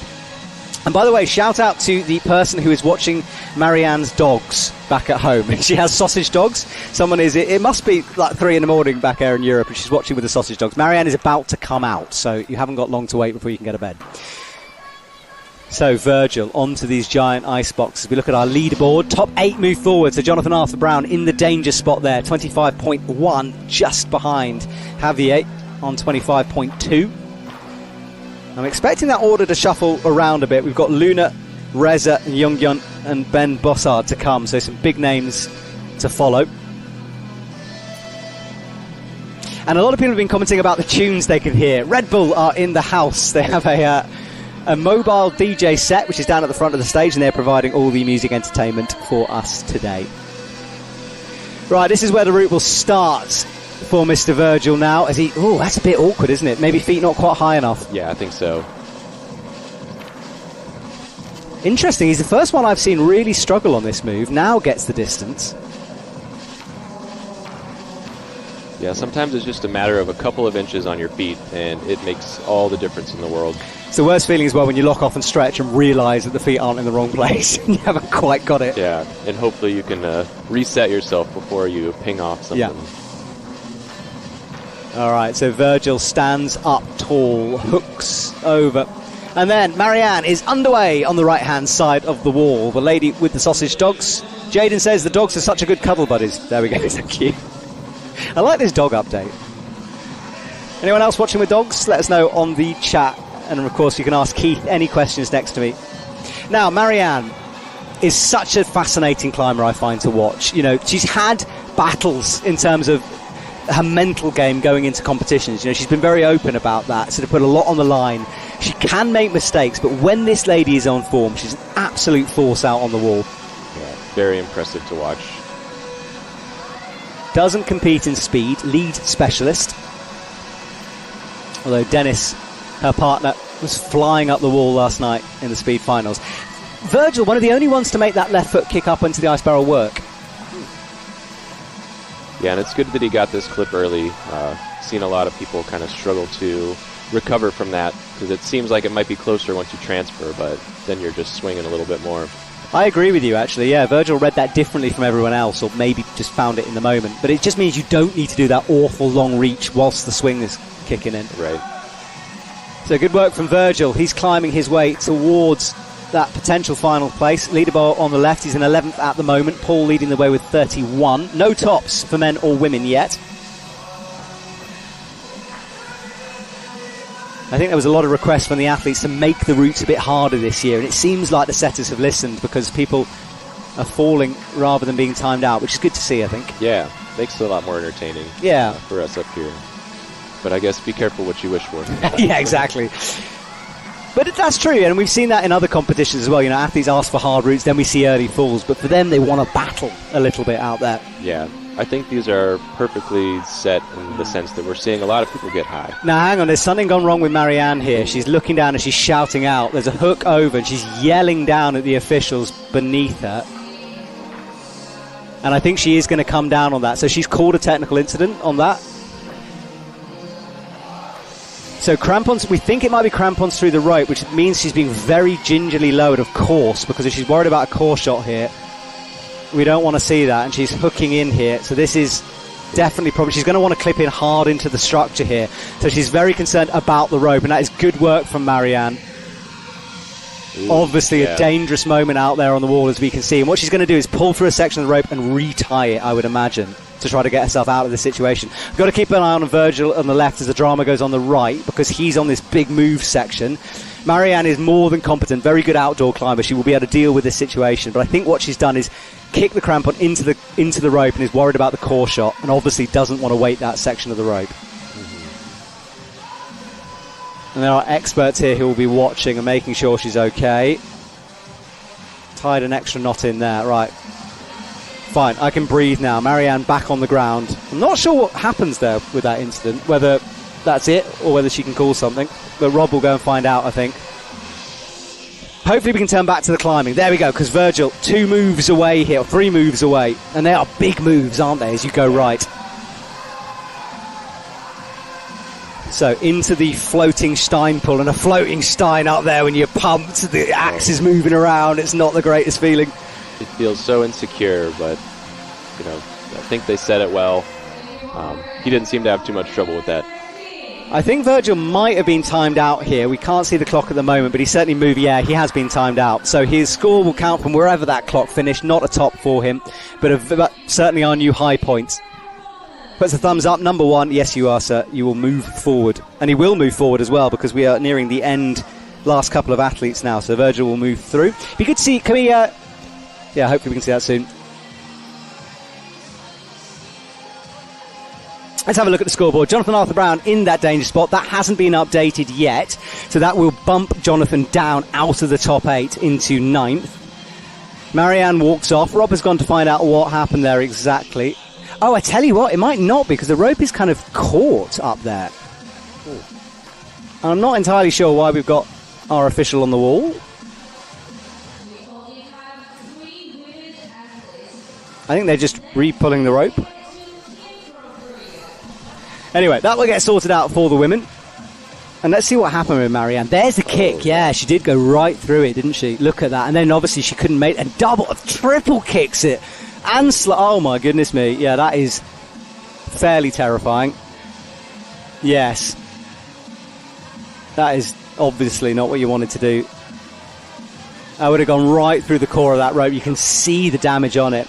And it's funny because I was actually talking about this at the beginning of the stream, because I was saying I haven't seen it happen that often, and there we go. Yeah, it's surprising it doesn't happen more often, considering we're usually not looking exactly where we are kicking our feet into the wall. It's just kick and go, focus upwards. Yeah. All right, Benjamin Bossard is on. Now, this man, we have a little interview coming with him on tonight's finals, but he had a horrible paragliding accident, shattered his ankle or heel, has 5 screws in that thing, and that happened in August. So he has said, look, there are some moves that do hurt a little bit, some moves I can't do, but having said that, he qualified in 4th position, so still strong.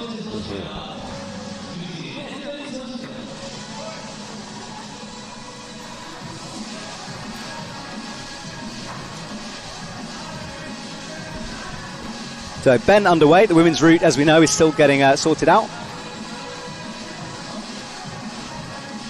Yeah, I don't know with Marianne. Presumably if you kick your own rope, it's kind of your fault in terms of, right. Not her fault, but you know what I mean, in terms of it's not a technical incident, but I don't know.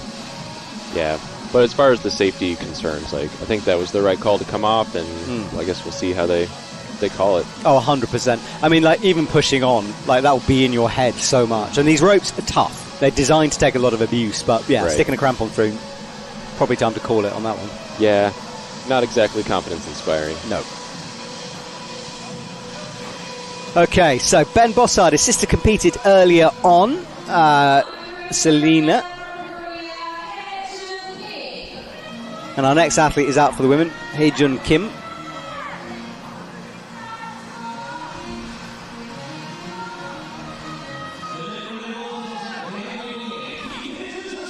Ben with that reverse grip, flicks the hand over on top.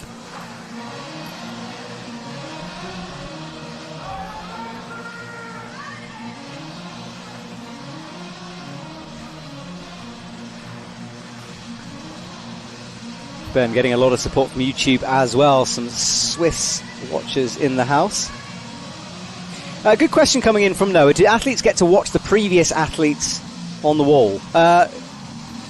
The previous athletes? No. I mean, once you finish climbing, you can obviously watch the rest climb. But for semi-finals and finals, it's on-site routes. You're in isolation. Phones are taken away. No Bluetooth devices.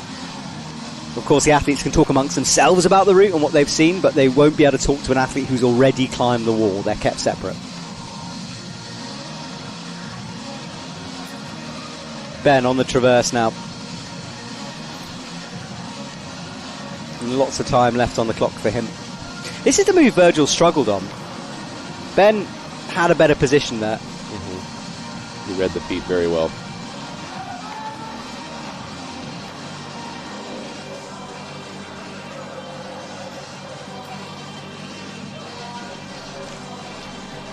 All right. Ben into the corner of this wall now. Ice barrel section to come. Kim is on the overhang on the right hand side.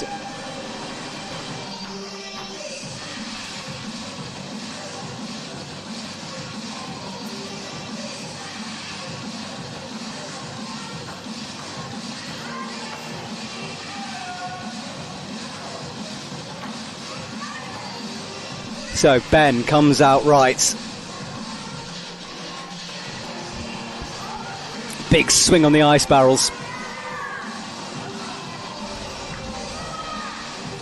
Yeah, you can see he wanted to go into second position, but he didn't like that very much, so went back into first for this traverse. Yeah, that handle, getting pinched. Handle issue, isn't it? Presses in.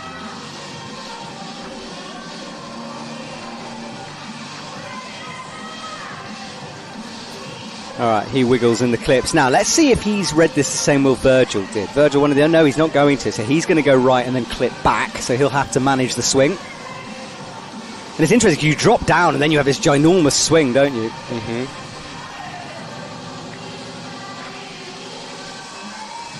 All right, there is Haejun Kim, who's climbed about half the route now and is into the corner section of this wall.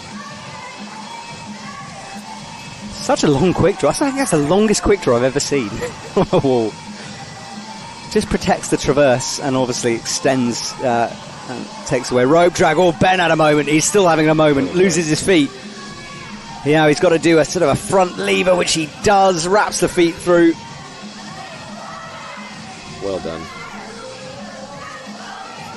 Yeah, saved for Ben, but that did look risky for a moment, didn't it? Mm-hmm. And that kind of thing just zaps so much energy from you. Yeah.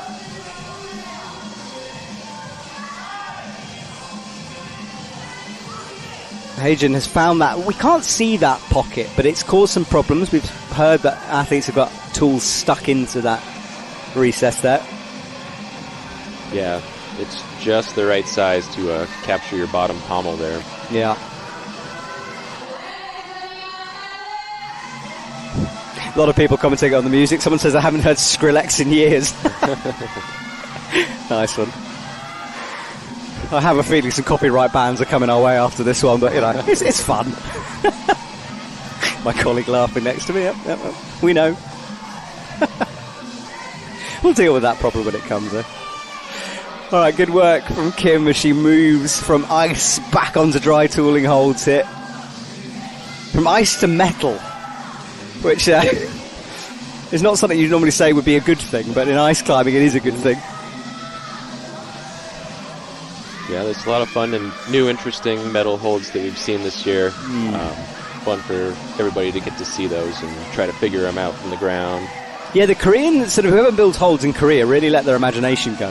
I see so many strange-looking holds, and really interesting for the athletes as well. Very much so. Oh, John cuts out, kicks back in. That was another big moment from him, which he just managed to save.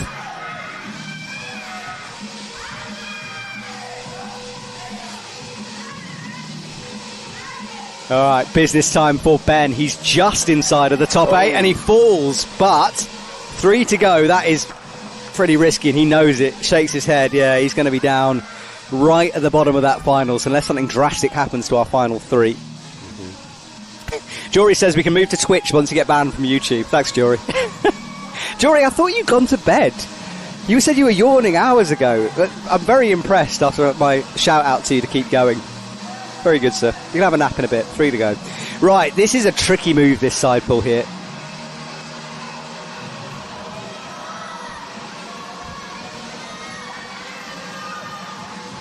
Got to be careful with the edge of the structure as well. I'm watching that left foot drift towards it. You can't toe hook underneath that thing. Ooh. Big slip there on the hold. It's pretty amazing that she's able to pull straight down on that too in the figure 4. Yeah, because it is a side pull, isn't it? So it'll work much better on the right. And she's just managed to sort of defy physics here with this one. But she's all nearly kicked herself off the hold as well. Looks like she's going for a reset. This section has caught half the field out, you know, through these ice barrels. Mm-hmm. It makes you realise the athletes who have got through that, just quite how impressive that was. Most definitely. I think it's quite cold too when you're on those ice barrels, and the wind blowing past you up there is another cruxy move. Yeah, you're right about the wind. I'm watching the trees and the barrier banners rustle here. Super cold. And I think that's timeout being called. Yeah, timeout being called, so that will be below a finals place. Good question from Noah. Noah is dropping all the good questions. Do you lose points for dropping or leaving a tool? Noah, you can leave it, theoretically. You can't drop it. If you drop it, it's done. I guess you could leave it and carry on with hands, theoretically. Not sure how far you'd get. I don't think it would do much for you. No.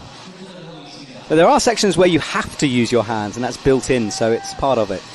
Right, Younghyun Lee is underway, and this man is one to watch, especially for you Korean supporters out there. He wasn't on the podium here last year, and he'd love to get back onto it in 2026.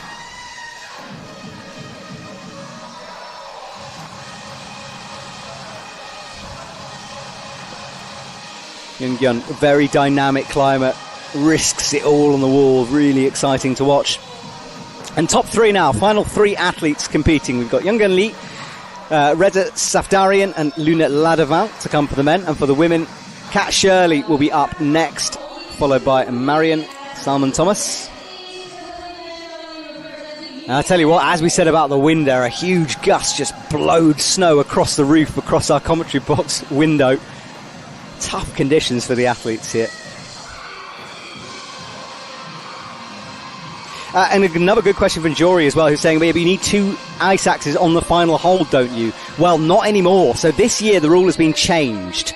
So all you need to do now is clip the final quick draw. In fact, similar to world climbing rules, I managed it that time, you don't actually need to get to the last hold. If you can clip that quick draw from below, fine. Trickier to do in ice climbing just because of the reaches. Yep. But theoretically that can happen. So new rule. Thank you for pointing that out, guys.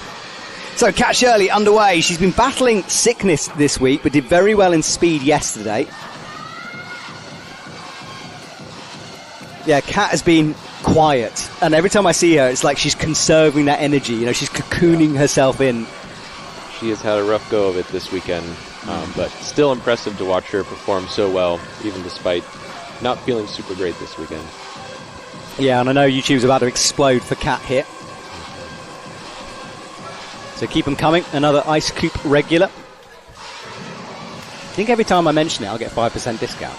I think that's fair, right? I can be bribed. I've said this many times. Yeah, thank you. Highly open to corruptibility, me. So, you know. I joke. So, there goes Matt's job. Kat's fig 4 on the roof section here. Hits the Steinpull. Floating at the moment, and I think she'll be able to turn that into more of a press and go straight through. Hasn't made the clip yet. So a little new beta for Kat, and I think that's quite smart, doing it like that. Yeah, puts you much closer to the draw. A lot less effort, which I think she's really hoping for now with battling this sickness too. That was a little funky. I had to remove her own tool before she kicked it off then, didn't she? Alright, Kat gets stood up. Hits the next hook.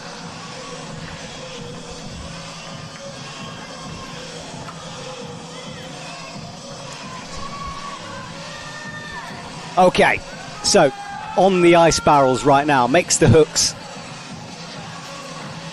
And he's kicking into the top surface as well here. Will he clip early? I think it might be the meta for this move, but we'll have to wait and see if he spots it.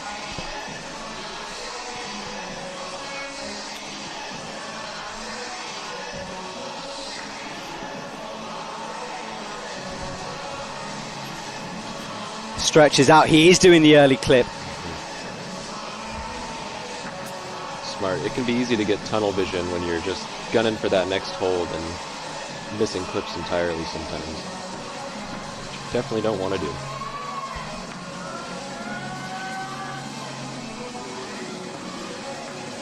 Alright, Kat below the ice barrels now. This is the section that slowed a lot of the women down.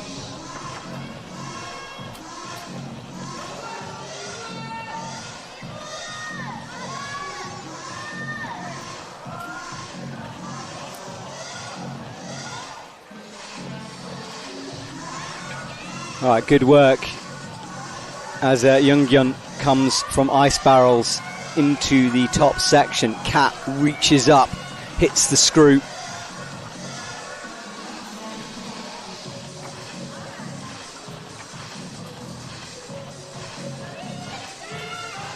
And now she's moved very quickly. That was good work from Kat there. We've seen a lot of people shut down with that section. She's managed the first part. Now, I'm being told that Marianne will go again on this run. So she will climb at the end of the competition, having spiked that rope earlier on. Decision made by the judges. So we'll see how Young Gun popped a tool there as he tried to match. Yeah, I don't think matching is the way through there. There's not a lot of room. So slight mistake, but he's doing so well. I think he's got a lot of energy in the tank to play with here. Mm-hmm. He's looking very strong still.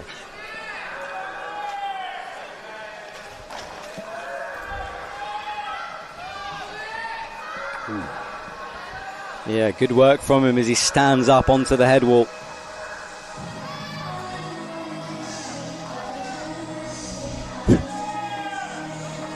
Tune comes under the background. Oh, look at that. Just comes through. All right, 4 moves to go, but they are enormous ones for Young-Yun Lee, and he's got about 30 seconds to do it. Kat's fallen, by the way, on the barrels, so she goes on the second one.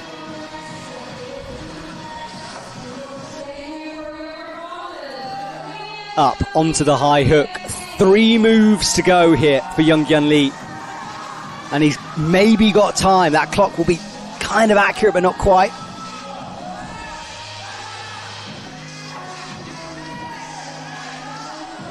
He's going to have to be very quick here. I think it might be a timeout on this hold.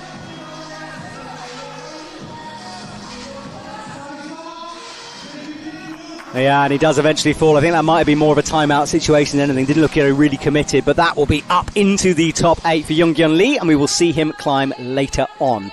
Now, hopefully we'll get a replay of Kat Shirley's fall. We missed it on the live stream, so it'd be good to see that one again. And just a reminder to everyone, Fixe on the top right of your screen. That is the title sponsor for 2026, providing us the gear. And thank you guys for coming in.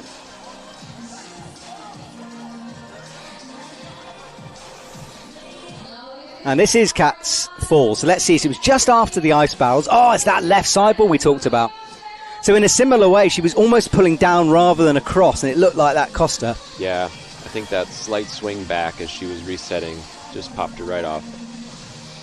Yeah, tricky for Kat. I'm not sure where that's going to leave her. We'll see scoreboards in a bit when it's been updated and stuff. Remember, only 8 can go through to the next round. All right, underway is our final climber out, Marion Salmon Thomas, and it's lovely to have her back. She had a baby last year, just 8 months ago, and she is looking so good. I talked to her in an interview. I said, "Are you feeling rusty?" And she was like, "Look, things have changed. Like, my body is different. I'm climbing in a different way. Clearly, it's working for her." Yeah, very impressive. We got to train with her in Seoul before the competition. It was lovely to meet her there and get to watch her climb. And here, too. Yeah, super experienced athlete. And then Reza, the final penultimate athlete out, Luna to come. And I say last female climber, of course, Marianne will be going again. So we have one more lady to come after this, as our final top 8 starts to take shape.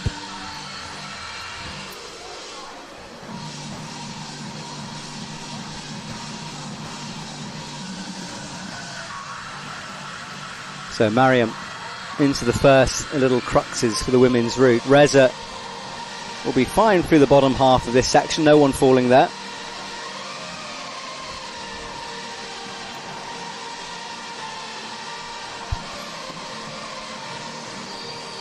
Decided to keep feet down low before making the reach up. Kat, one of the only ones to clip from that right hand, so she did one more move. And Reza was in the speed comp last night as well. He's a very good all-round athlete, is Reza.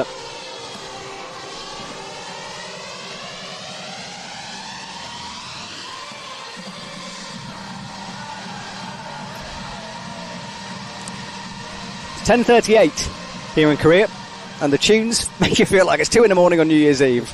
Great party atmosphere in the stadium.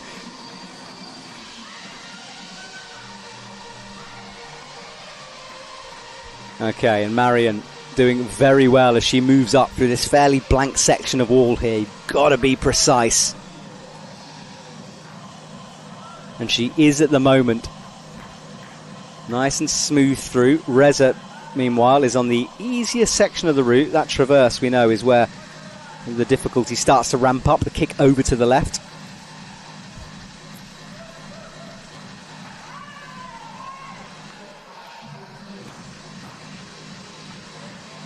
And this is good from Marion, but we know what is coming for her, those ice barrels.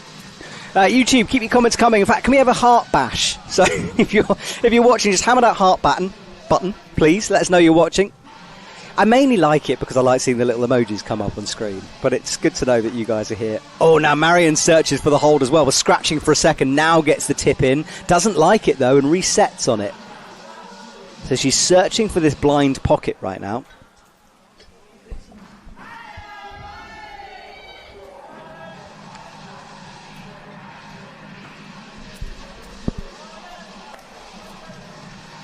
Reza moves those feet up nice and high. He moved through the traverse well. Oh, there are the hearts. Thank you, guys. That's made my day. It really does. I think that's an indication of how sad my life is, the fact those hearts make me smile, but they do. They do. All right, Marion wraps those feet around. She looks like she's, wow, that's different. Fully kicking above her head there. I think moving away from the ice as quickly as she possibly can. Someone's commented that Reza gets better the harder it gets. Yeah, he's one of those, isn't he? He likes it when things get tough. And he's looking super confident on that ice barrel. Most definitely. Heard one of the Canadian athletes say, I want to be like Reza when I grow up. Yes, that was Pedro. He was commentating with me last night. We can all dream, eh?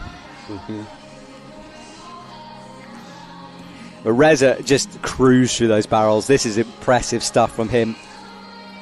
Luna just about beat him in qualies, but I got to say, Reza on this kind of form is one of the favourites for the podium here at the moment. I think he's going to cruise into finals unless something happens here. Oh, God, I hope I haven't just cursed him. Sorry, Reza. Right, keep an eye on Marion on the right as well, because this is the dodgy hold, and I think it's got a little bit worse as well. You can see the scratches on it. Yeah, I think so. What used to be maybe a bit of a pull has changed. And you've got to be so careful not to kick your tool off, and she doesn't like the look of it, yeah. This section is brutal here.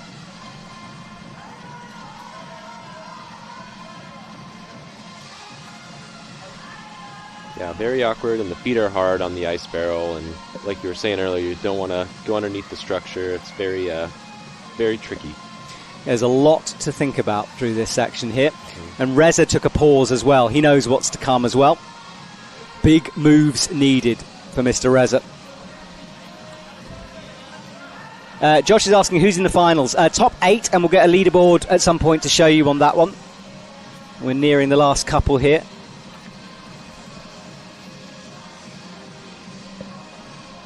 And that rope as well. Now, Marion has spotted this as well, so she's kind of trying to flick it out, but the rope drag is pretty savage through that. Okay, now Reza, this is such a powerful section where you've got to lock everything off, full body tight, and he had a big breath there as he came up with the right hand. You got to maintain so much tension. Yeah. He's looking down and checking for time here.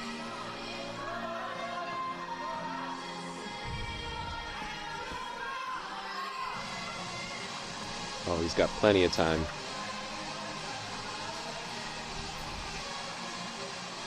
Yeah, he does have plenty of time. So stands up. Marion as well is looking like she might top this route at the moment. She's got about a minute and a half left on the clock and only 3 holds to go. What a performance from Marion. And Reza has time to shake as well. Marion, a hold away. We saw a slip right at the top before. Can she get this done? Hits it, just needs to clip. You don't need to match anymore, but she will because of the clipping position. She'll want to transfer and clip with the left hand, you would imagine here. Oh no, goes back down.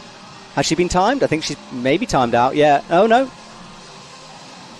It's interesting, she looked really comfortable. I'm not quite sure why. Oh, the rope drag, that's why. Ooh, yeah. Yeah. That's pretty bad. I'm just slightly bemused why no one has tested that rope drag, but I've been told they did, but it just seems that every athlete has come through there with rope drag, which is strange, but Reza tops it out. Great stuff from Reza. Marion comes down as well. Good stuff from both athletes here, right into the top as you'd expect from our top 2 qualifiers. Fantastic stuff. Okay, so just 2 athletes to go here. Marion Thomas is done, but Marianne will climb again after that rope kicking incident. And then Reza Safdarian makes his way into finals with our first top of the morning. There is our leaderboard. So at the moment, and Reza, of course, will be in the top spot, so Ben will be bumped out. But that is what our top 8 look like. And take a look at number 6. So first semi-finals, I think, or one of second maybe, but he's into finals, is Whitley. Fantastic stuff from him. Wilson, sorry. I'm sure he's very happy about that. Now, Marion's name is in yellow because it has immediately been appealed, which is fair enough because, as I said, if it is rope drag, it's a bit disappointing, that one. So 29.0. She will have a look at that score, but Kim is leading the way at the moment, and that's our top 8 for the women. This was the incident, so she hooked it in there, And it was definitely a rope drag because she went up to the final hole, which is a jug, then came down, then had to reset. So definitely rope drag. There is Reza in the crowd.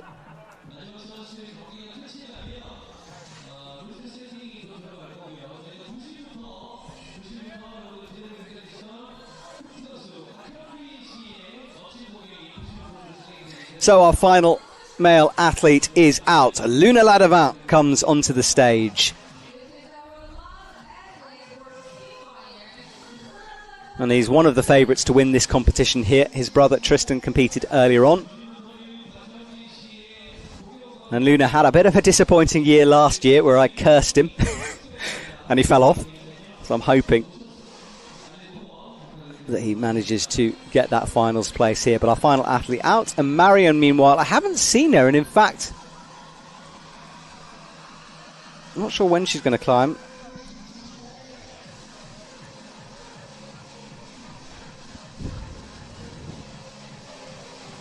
And I'm being told that Marianne will not compete again. So that's different from what I was told earlier. But I'm trying to find out why, whether that was a decision made by officials or her choice. We'll have to wait and see on that one. But now I can see her, crossing. She's not going to climb as she moves away. So, final athlete out then for the men will be Luna Ladavant to finish things off here.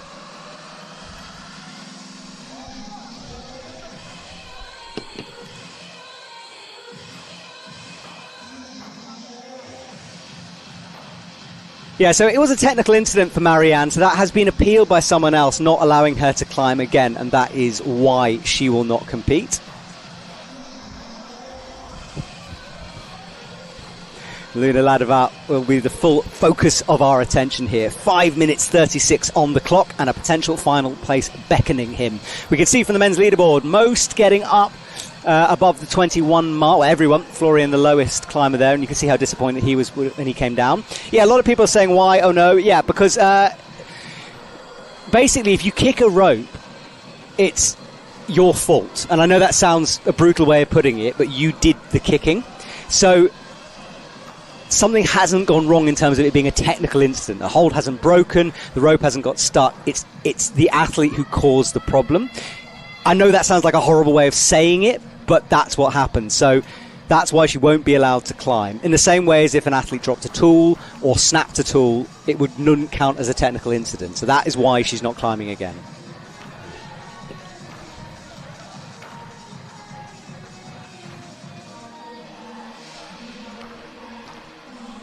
And that decision was made by the jury, so no appeal came through on that one. Okay, Luna Ladavant comes up towards the roof section of this climb here.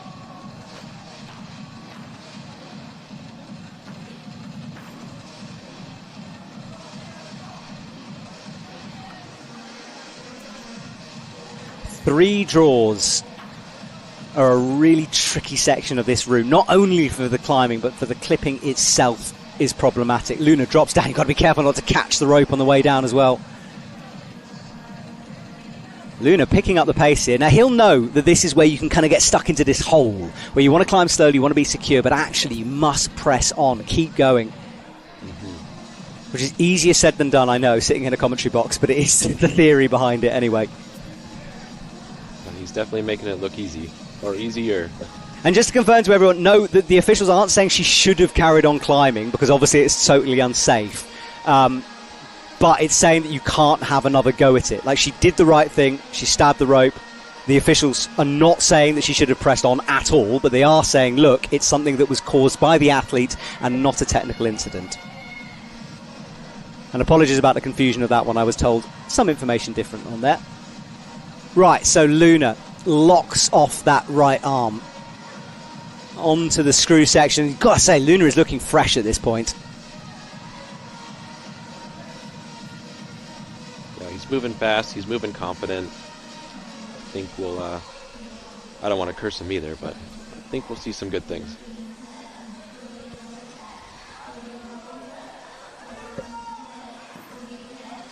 Alright, so underneath, I say that about having loads of energy. He's pausing a moment here, I think, just to shake and breathe.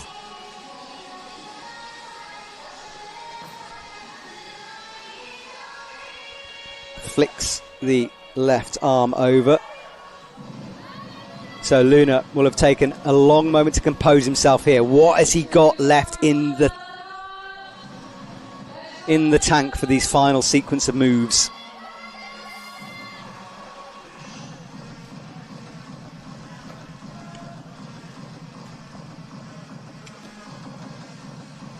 Comes up and underneath. So we know what's ahead of Luna Ladevant here. He needs to muster all the power left in his body to do this stand-up move off that hold you can see on the top of the purple volume. Big moment coming up for Luna now.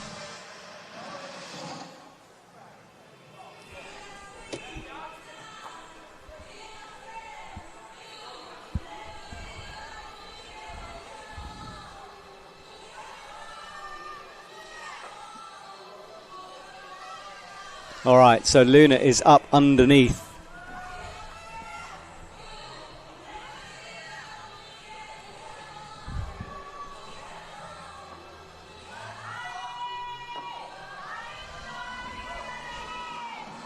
All right, so Luna Ladevant wrestles up onto the undercling here, gets stood up.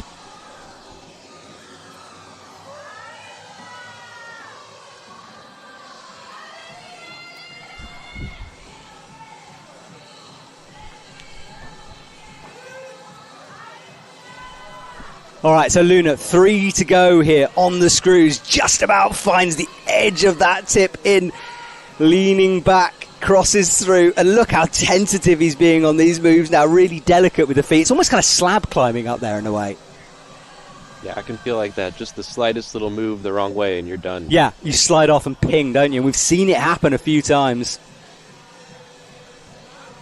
Searches for that hold.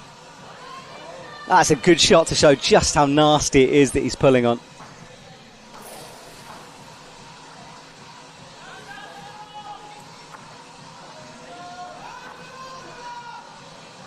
So 31, Luna safely into finals, of course, but is he going to get a top? Psychologically, that would be quite good to one up over Reza, and of course count back as well can sometimes count. Mm-hmm. I think he's just about there. Yeah, I think he's just about there. Big move, though, at the top. Latches it. Oh, misses it. No, he wants to be in the middle of that hold where the V part is, and he's missed it twice now. Has he got the energy? I don't think so. I think that might have been a timeout. But regardless, Luna Ladevant is through. And with that, we say goodbye. We'll have a look at the results table at the end as things stand. But do remember, as always, this is a semi-final. Appeals can come through. We will go off air in a moment, but things can sometimes change around during the break. So keep an eye on the UIAA results page or Instagram for more updates on that. And Keith, thank you for joining me here today, man. Yeah, really appreciate it. Team USA were busy in the commentary box here today, which is fantastic. Yeah. It's been a lot of fun, so appreciate it. No worries, of course. So Luna breathes deeply, near a top, but not quite. And there are some of our route setters saying congratulations to him. That final move caught him out, but fair enough. Well, everyone, in a couple of hours, we will have the finals, the top 8 who have made it through. And here are our finalists. So, Reza from Luna, Younggyun and Virgil make up our top 4. Paul follows in 5th. Min after that, Tristan down in 7th and Wilson in 8th. What a performance from Wilson. Great to see the Ladevants competing together, and well done to Reza. And then for the women, Jingong Kim leads the way over Marianne, who was called down under appeal as I know it. Haruku and Netta, Selena, Kat, Heijin and Sungyoung are our top 8. Lots of Korean athletes representing, which is good to see. Okay, Keith, thank you very much for joining me, and thank you to the whole team working behind the scenes, and congrats to the athletes. We will be back for...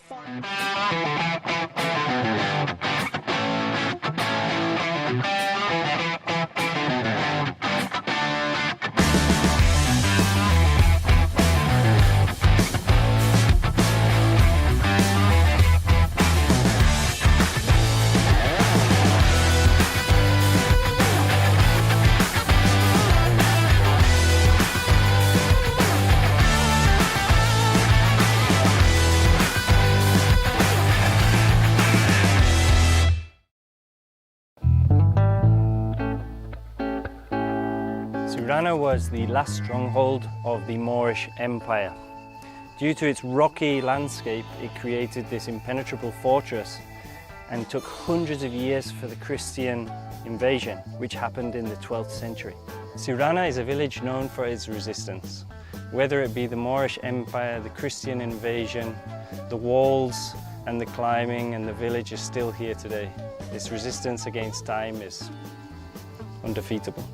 However, in addition to coming to Siurana to learn about history, people now come here to do something different too.